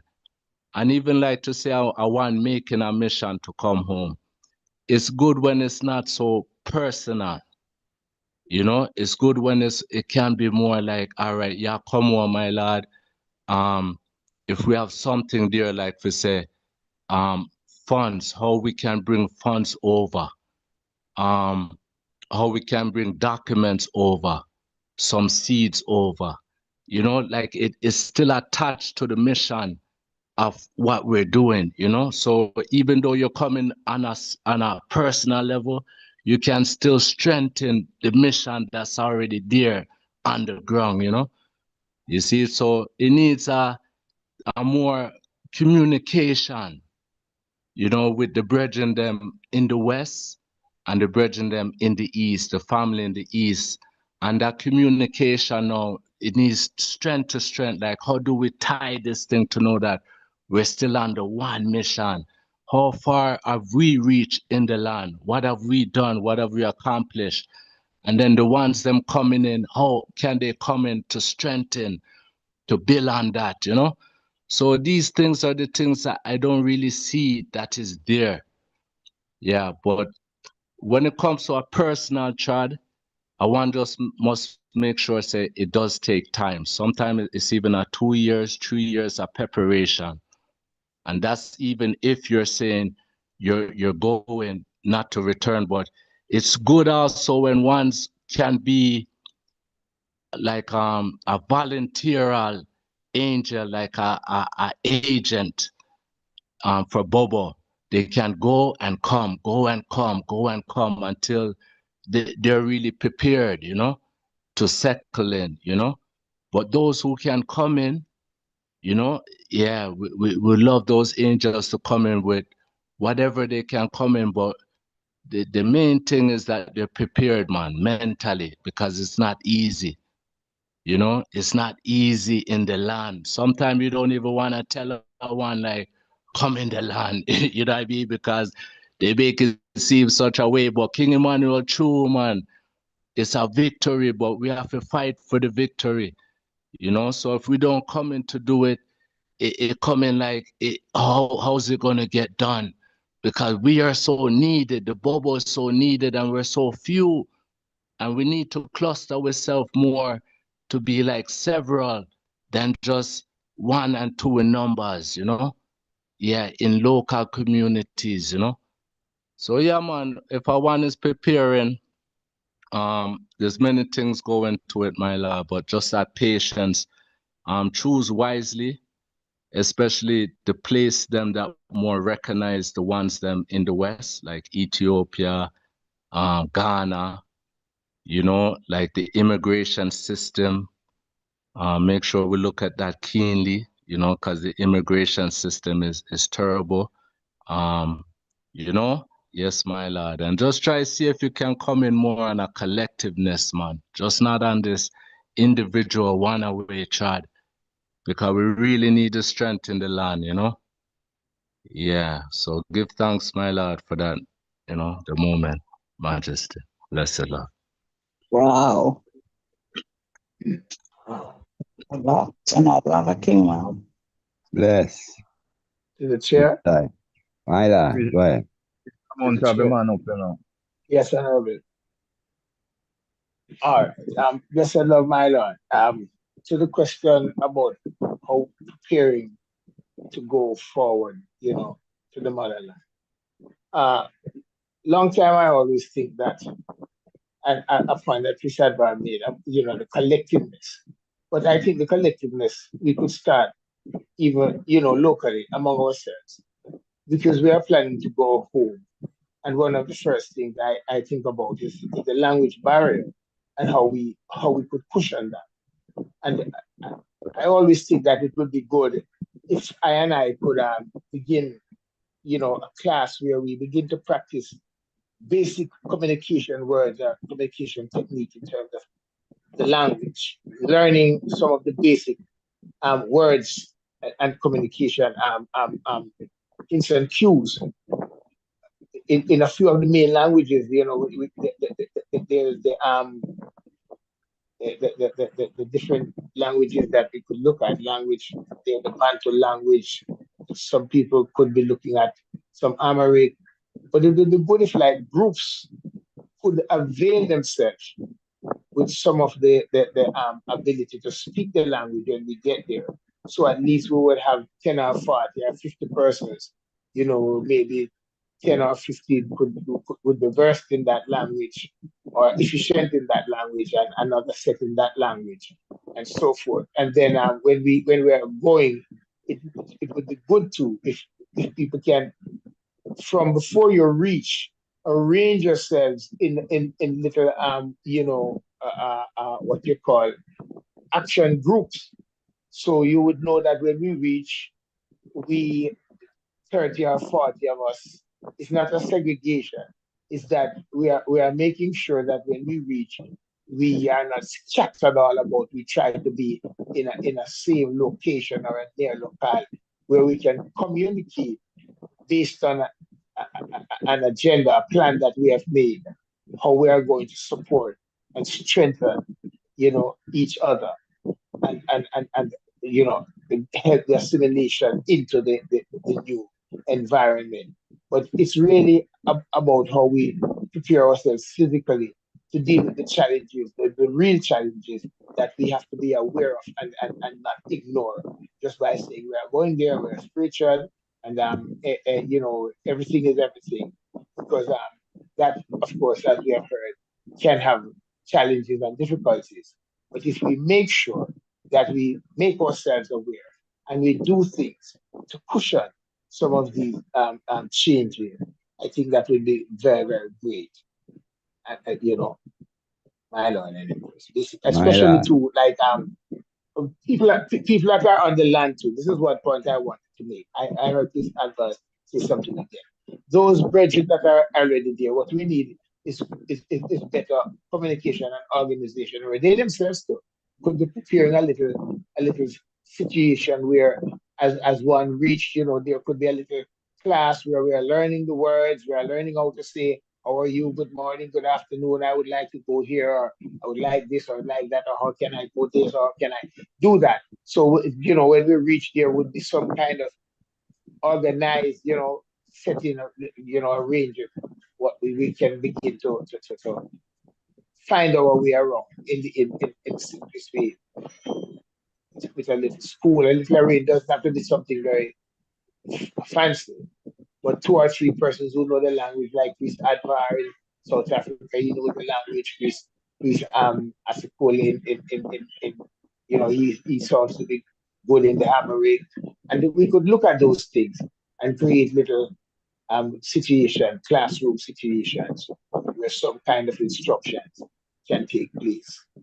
My Lord, let's give thanks. To the chair. Honorable Empress. Yes, my Lord, give thanks, you know, for all what's said and done from the recent beginning until now. Bless each and every one, you know, that are present, you know, glorify all strength. Yeah, Majesty, I've been listening to the reasoning about, you know, preparing ourselves for Africa back, but what I said in myself, you see, to what you see, the language barrier will go be a problem for I and I. So what I would think should happen, because I don't remember if I'm a priest or I'm a prophet any getter when he came to the foundation in the 90s. He used Priest, to have Honorable, priest. sorry, it was Prophet Raphael, then he became Priest Raphael, but the them used to call him Yenigeta because he used to greet everyone with Yenigeta, which is the Amharic for my Lord. So yes. Well, continue. that is the name. Yes, give thanks, and that is the name that him go around as. with us, I can remember. So I'm used to teach, the brethren them and the youths them, the Amharic, how to say blessed love, give thanks, etc., etc. And like, he was preparing I and I, how to start to speak the language, right? So I feel like we should really start to practice the language barrier because it not go easy. Feel like the elders them now for us go down there and for go home, and when we go home, we find so we don't understand what our brother is saying or our sisters is saying. So we need, to start prepare ourselves, or we can, learn, the Amharic language or whatever language or whatever part of Africa we are going, because in different states they are probably speak different, and so on. So that would be nice, if we could get some teaching within the yeah. The next thing, I was just talking to myself when I know I'll speak out loud, but as for me as an elder now, as priest advice say, you have to come LTM, yeah, you have to go LTS. You can't go feeble and weak. Who gonna look after you when you're not healthy? I look into these things. You go into in Africa, you're going home, you don't know what is there, you don't know what are you going to face. You know what you're facing here, but you don't know what you're going to face there, the life that you're going to face. So naturally, we have to go home, positive.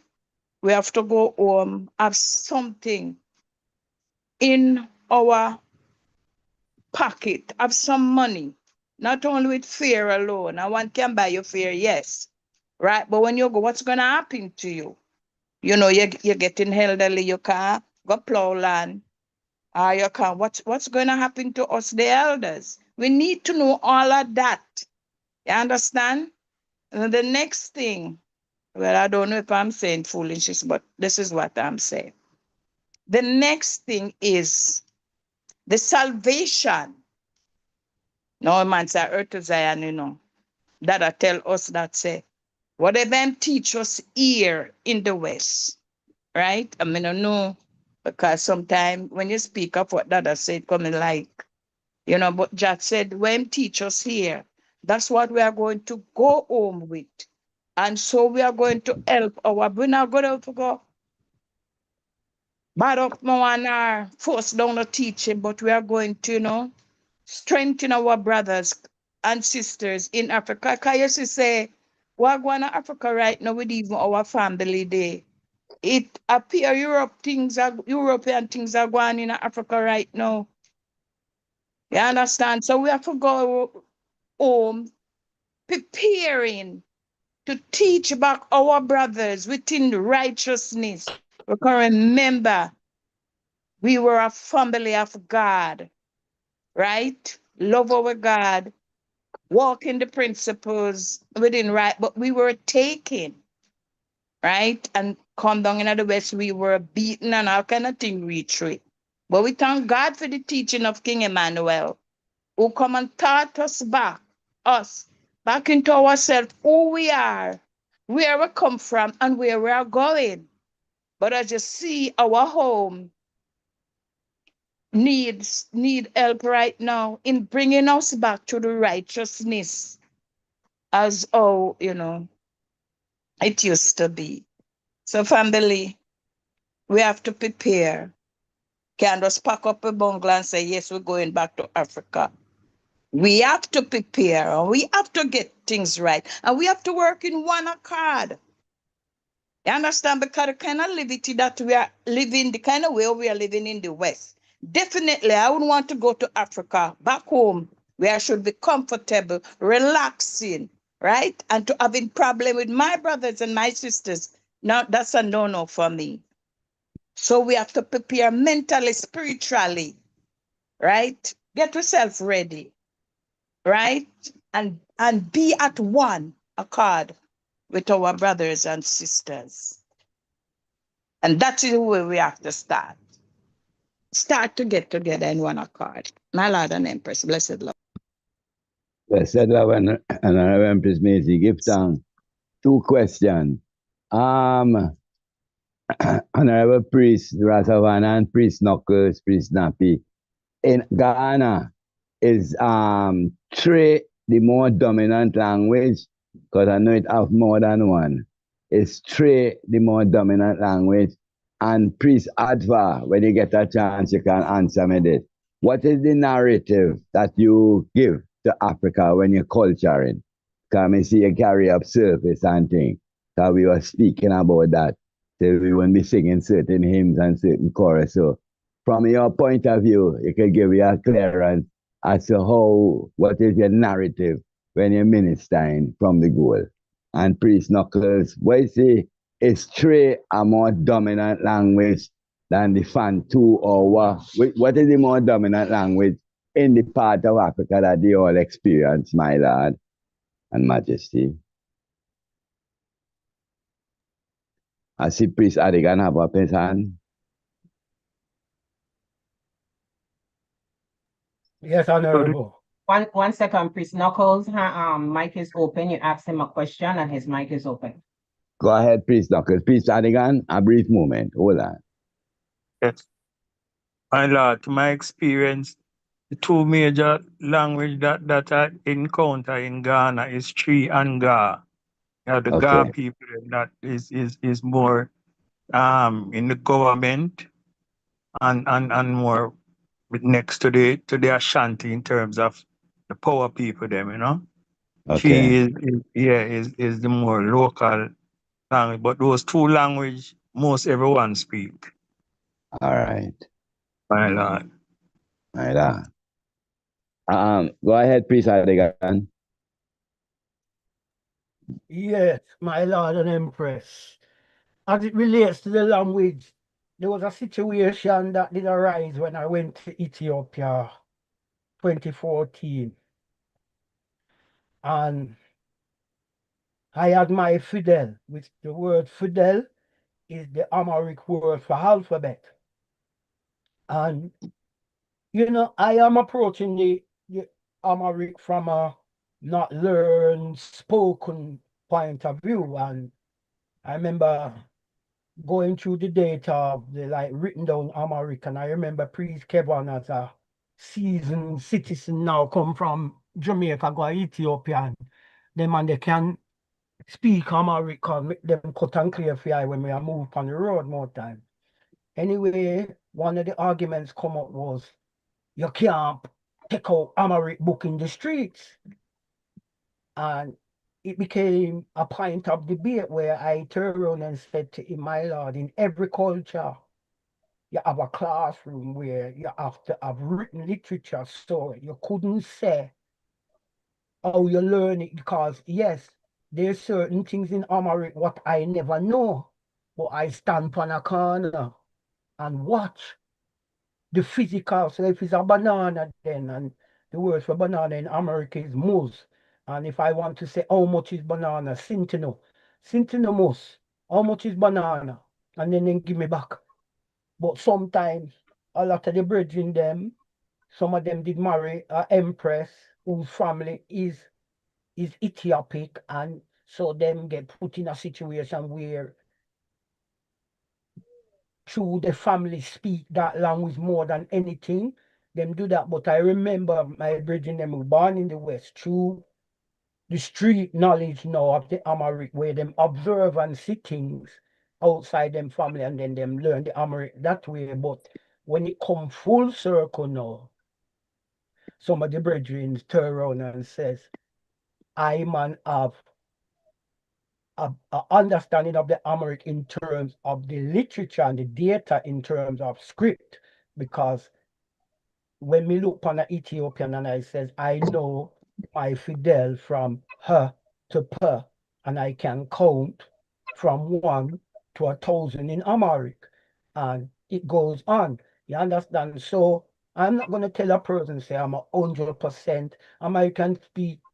If I was to give myself a number, I probably can speak probably 25% of the language, but the basic words, you know, like I remember negotiating when an Ethiopian tried to trick me, and I give him, it was 10 birr to get to our destination of, and I give him Amsa birr, which is 50 $50 in America, and I say, the man give me back.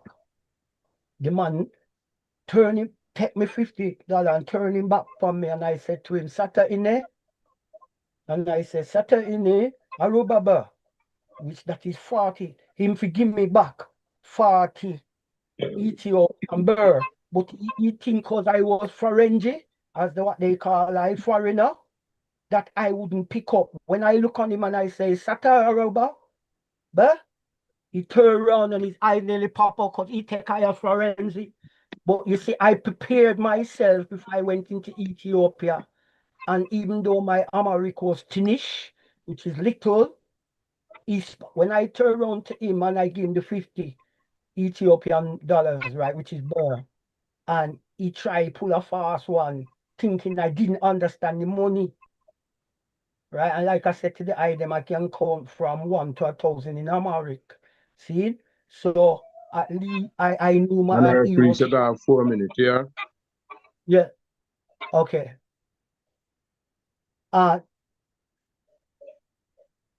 Okay. Him said to I when him realized now, I tell him say him have to give me my 40 birr, and the man have a sullen look upon him face when him have to go on Ulet, sauce, a rat, and count out me 40 birr come give me. Cause him thinking could pull a fast one, and like he said, preparing in that preparation, even if it was just a visitation as opposed to staying in. I man dealt with the situation, yet my Amharic was limited, but the little I had stopped I from getting ripped off by a native. My lord. You know? So it's Yes, just sir. understanding, like I said, Africa vast. And A like time now. Your time up. yeah. Come All right, again. bless it. Thanks. All My right. lord. Yeah. Yes. Yes, priest. And after you, priest, advert to come on, come and see man up. Go ahead, priest. Yeah, Worthy God. No, hold on, well, priest advert. Go Oh, ahead, priest pardon. Rasa.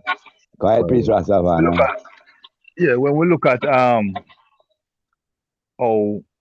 knowledge flowed out of Africa, because civilization never got into Africa. It came from Africa. It flowed out of Africa, according to the historians and written history. It flowed down the Nile Valley, culminated in Egypt, and was disseminated to the world. Now, with that said, the approach of I and I to say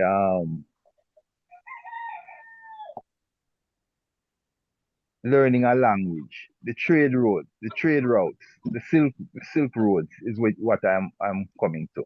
Is how information flows.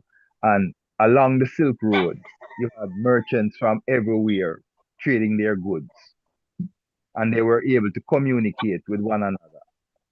Now, one of the universal language that exists, when I say universal, it is well spoken, and it seems to have a lot of other dominant language where they can understand one another.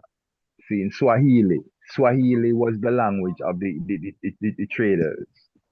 It's a language known across the continent of Africa.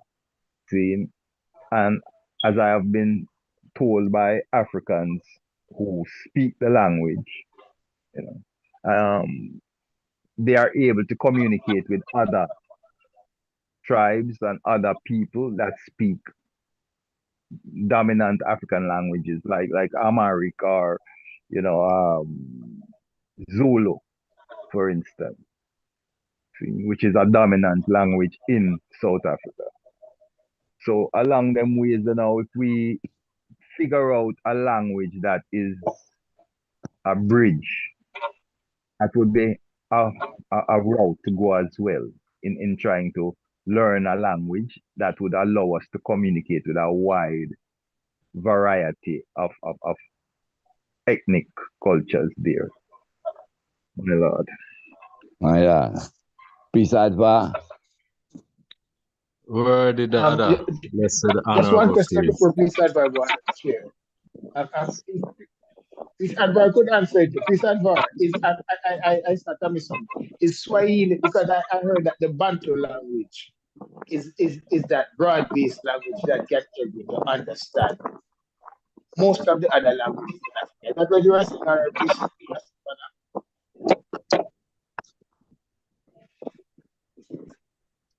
Because I just want to Worthy. get some clarity on that. Because I think a lot of people that are planning is talking about the Swahili language, which is a basic part of the Bantu language, which the Bantu language is the broad language that when you understand it, you can really communicate with most of the African people.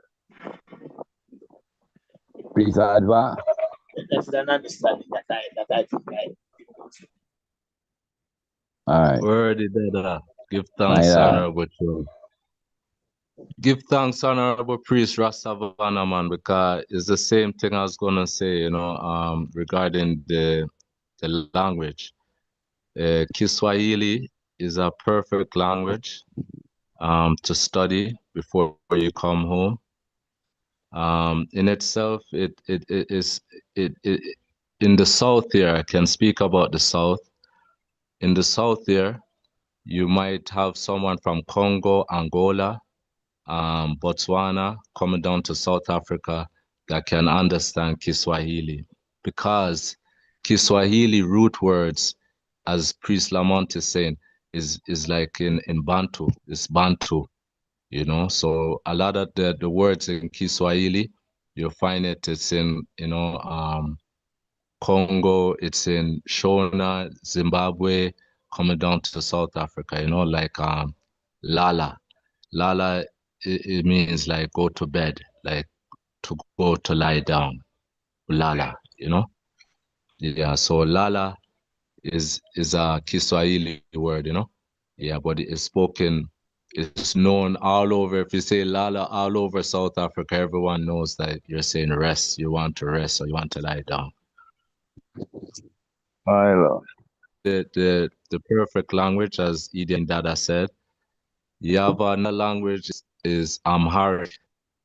Amharic is more, it has an alphabetical system, wherein the other languages, they're more like dialects. Most of them, they don't have an alphabetical system. Most spoken dialects in Africa. You find that Amharic is the one that it has all the roots, So even the pronunciation, we in the West, we don't tend to roll our R's. R, R. So here, there's a lot of clicks, we have to loosen up our tongue. So Amharic, it allows you to, dip and dabble, like to practice, with all the different sounds, because there's a lot of sounds in Africa, not to mention languages or dialects. There's a lot of sounds, So yes, my Lord, give thanks for that, Rasavana, my Lord. I hope it answers Priest Lamont question with root of Kiswahili and the Bantu. Yes, my Lord, it's very similar, my Lord, so I hope that I understand, I that am about to explanation. share something. Yeah, I'm about to share something that should add to that understanding, if the chair allows me. Honorable Chair. My Lord. Just before you do that, please add for me that ask next question. Your narrative from the minister from the goal. What is your narrative when you're culturing the Africans in Africa? All right. Speaking on that, my lad, it's times very varies towards the inspiration of the moment and the time that we're going through, you know. But for I man still, I like to stick a pin on the works of 1958 when Rastafari was together one accord, you know, and the voice of the people, you know, in that self-determination was for freedom, redemption, repatriation. So within that now, I would like to try to, for us, especially in this present time as youths, to correct what happened, you know, that it's not solely our fault, but it was, you know, it was an opportunity that was used by the force, you know, the police force or even the oppressive system at the time to chase us from our one another, disperse us, you know, scatter us, you know. And from that scattering went on, it's been very difficult to bring ourselves together again, you know. So I like to always focus and remind us that, you know, the mission, you know, at that time is freedom, redemption, repatriation, to stick a focus and to know that, you know, it was one mission. It was, you know, it was a oneness at that moment, you know. So it's that moment that we need to kind of revive, you know, especially in the land, you know, because they chase us to make us hate one another. Me, I'm black, I'm white, you're shorter, you're, you know, me, my locks is longer, you're wearing robes, you're wearing turban, we born Bible. No, something went on, you know. So I would like always to go back to before the march at the convention, the 21-day Nyabingi convention, you know. So yes, my lord, it varies, you know, but it's the unity I like to reason upon.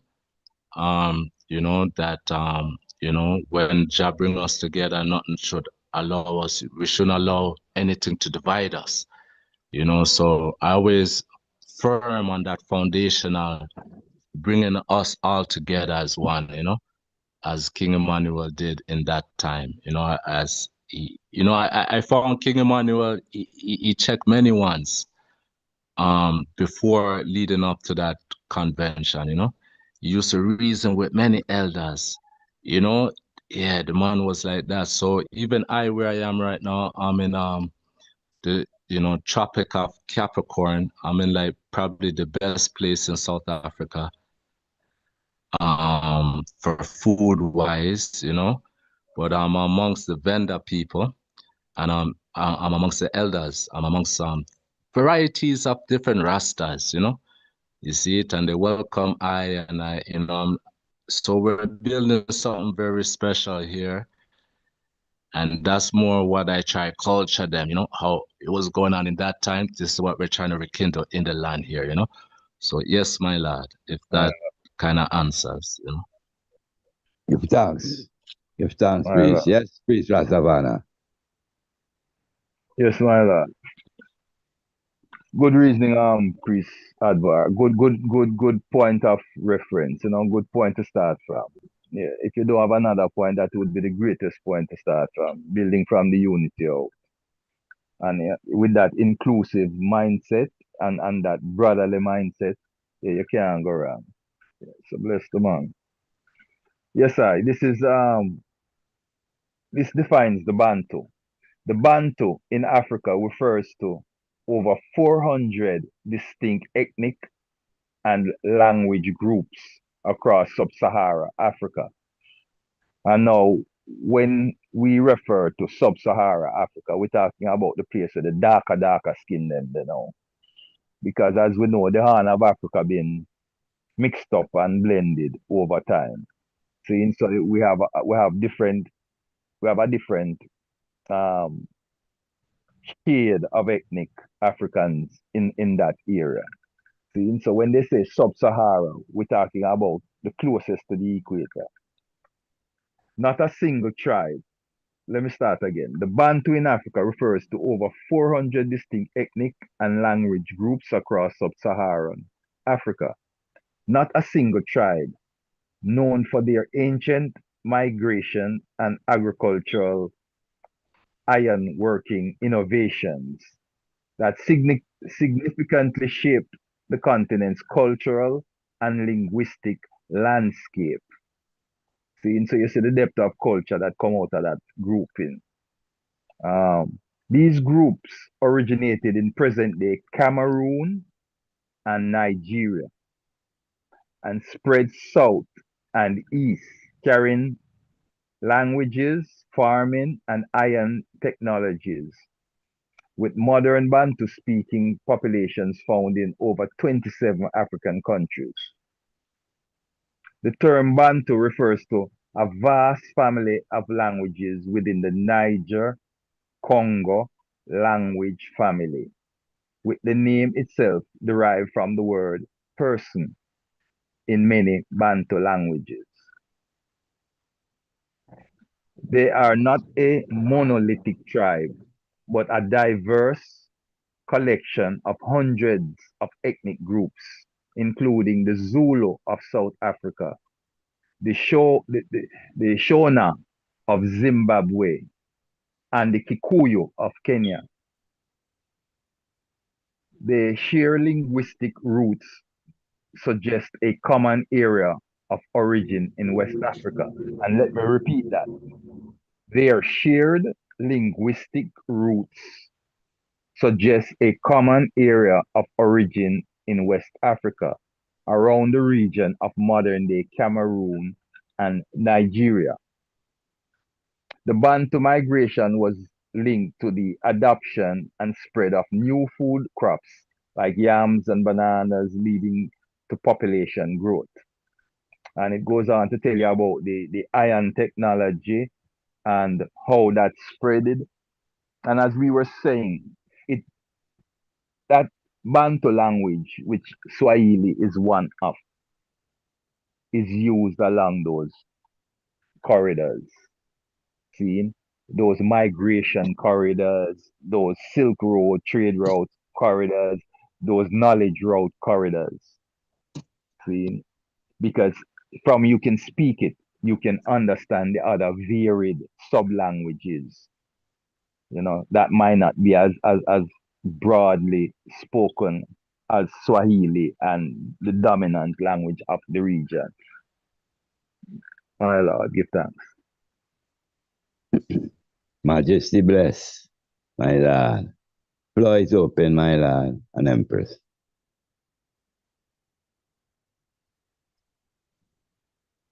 So we say it would be a wise thing for I want to brush up on the Swahili.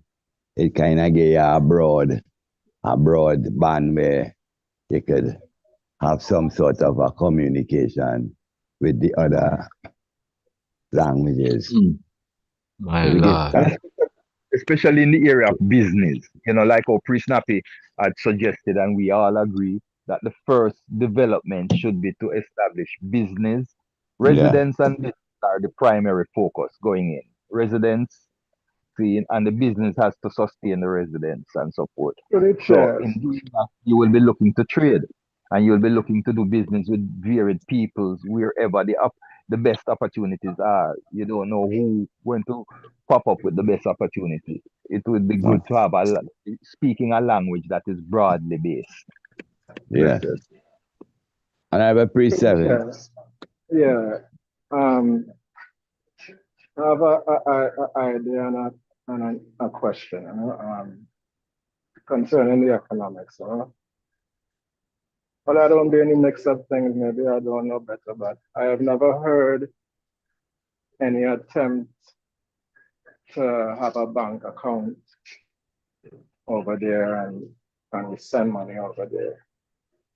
You know, I think that would be a very sufficient way to prepare ourselves, right? And if the bank account has a settings where anyone can send the money from anywhere, and that money is kept under security and only to release or handle only by one or two individuals.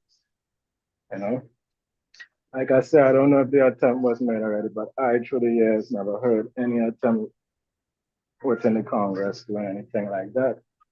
And we reached into the digital age of PayPal, and we have different systems to transfer money. So I want to know if that's possible, if it's feasible, how it sounds to the island, how it sounds. My Lord and Lord.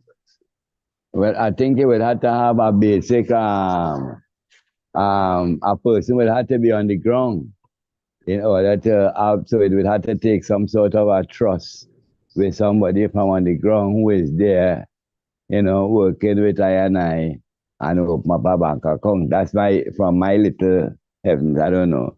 The floor is open to the honorable priest. All right, exactly. Priest Nappy, Priest Knuckles, when that one priest, what do you think of that suggestion that the priest just brought up? To the chair, my lord. Yes, my lord. Blessed Majesty. If you have prior proper planning to do the things. When we went to Ghana, we arranged the committee and things like that. But the people are not dependable without a program. Them take it upon themselves to I remember when I went a bridging from Boston because Priest Jackie was sick at the time. And to go to the hospital over there, you need to have funds or else you won't get treated in some places. It's not like here where you go emergency room, them have to deal with you. You go there and you're sick and you don't have money, them not going to deal with you. And a brethren send me some money when I was going, and we added to that to put into an account by the hospital that whenever any of the brethren sick, they would be seen immediately. You know what I mean? Yeah. And within a week and a half after I'm there and the money is put into the account, the man them going to go take out the money and buy zinc and say them a build bathroom. So I would agree with Priest 7 that we should have an arrangement with a bank account, but you have to have a plan. What are you going to send in this? What is this money going to do? As Priest Nappy say, we have to seek out a kind of business venture that we'll be willing to go to do, and then that money would be just for that, to pile up the money until it get to a certain point where it can do the business. So it have to have a prior planning prior to just sending money, because them on the meditation like camp, where you just send money come and cause they are foreign and money they are foreign. I feed them money. I mean? Yeah. I just feed them money. Them can just spend money and then say, when we send money, say, monkey money that man. Then can send more money, man. Then we send me. We don't We have all laugh, those but it's a serious matter. Yes, Because sir. we did that on a program of buying land and to cultivate certain things to be done. And as soon as they turn it back, them laugh with everything. As soon as they turn it back, them just do what they want. So it can be, we know. I mean, you have to have a designated person that is in business.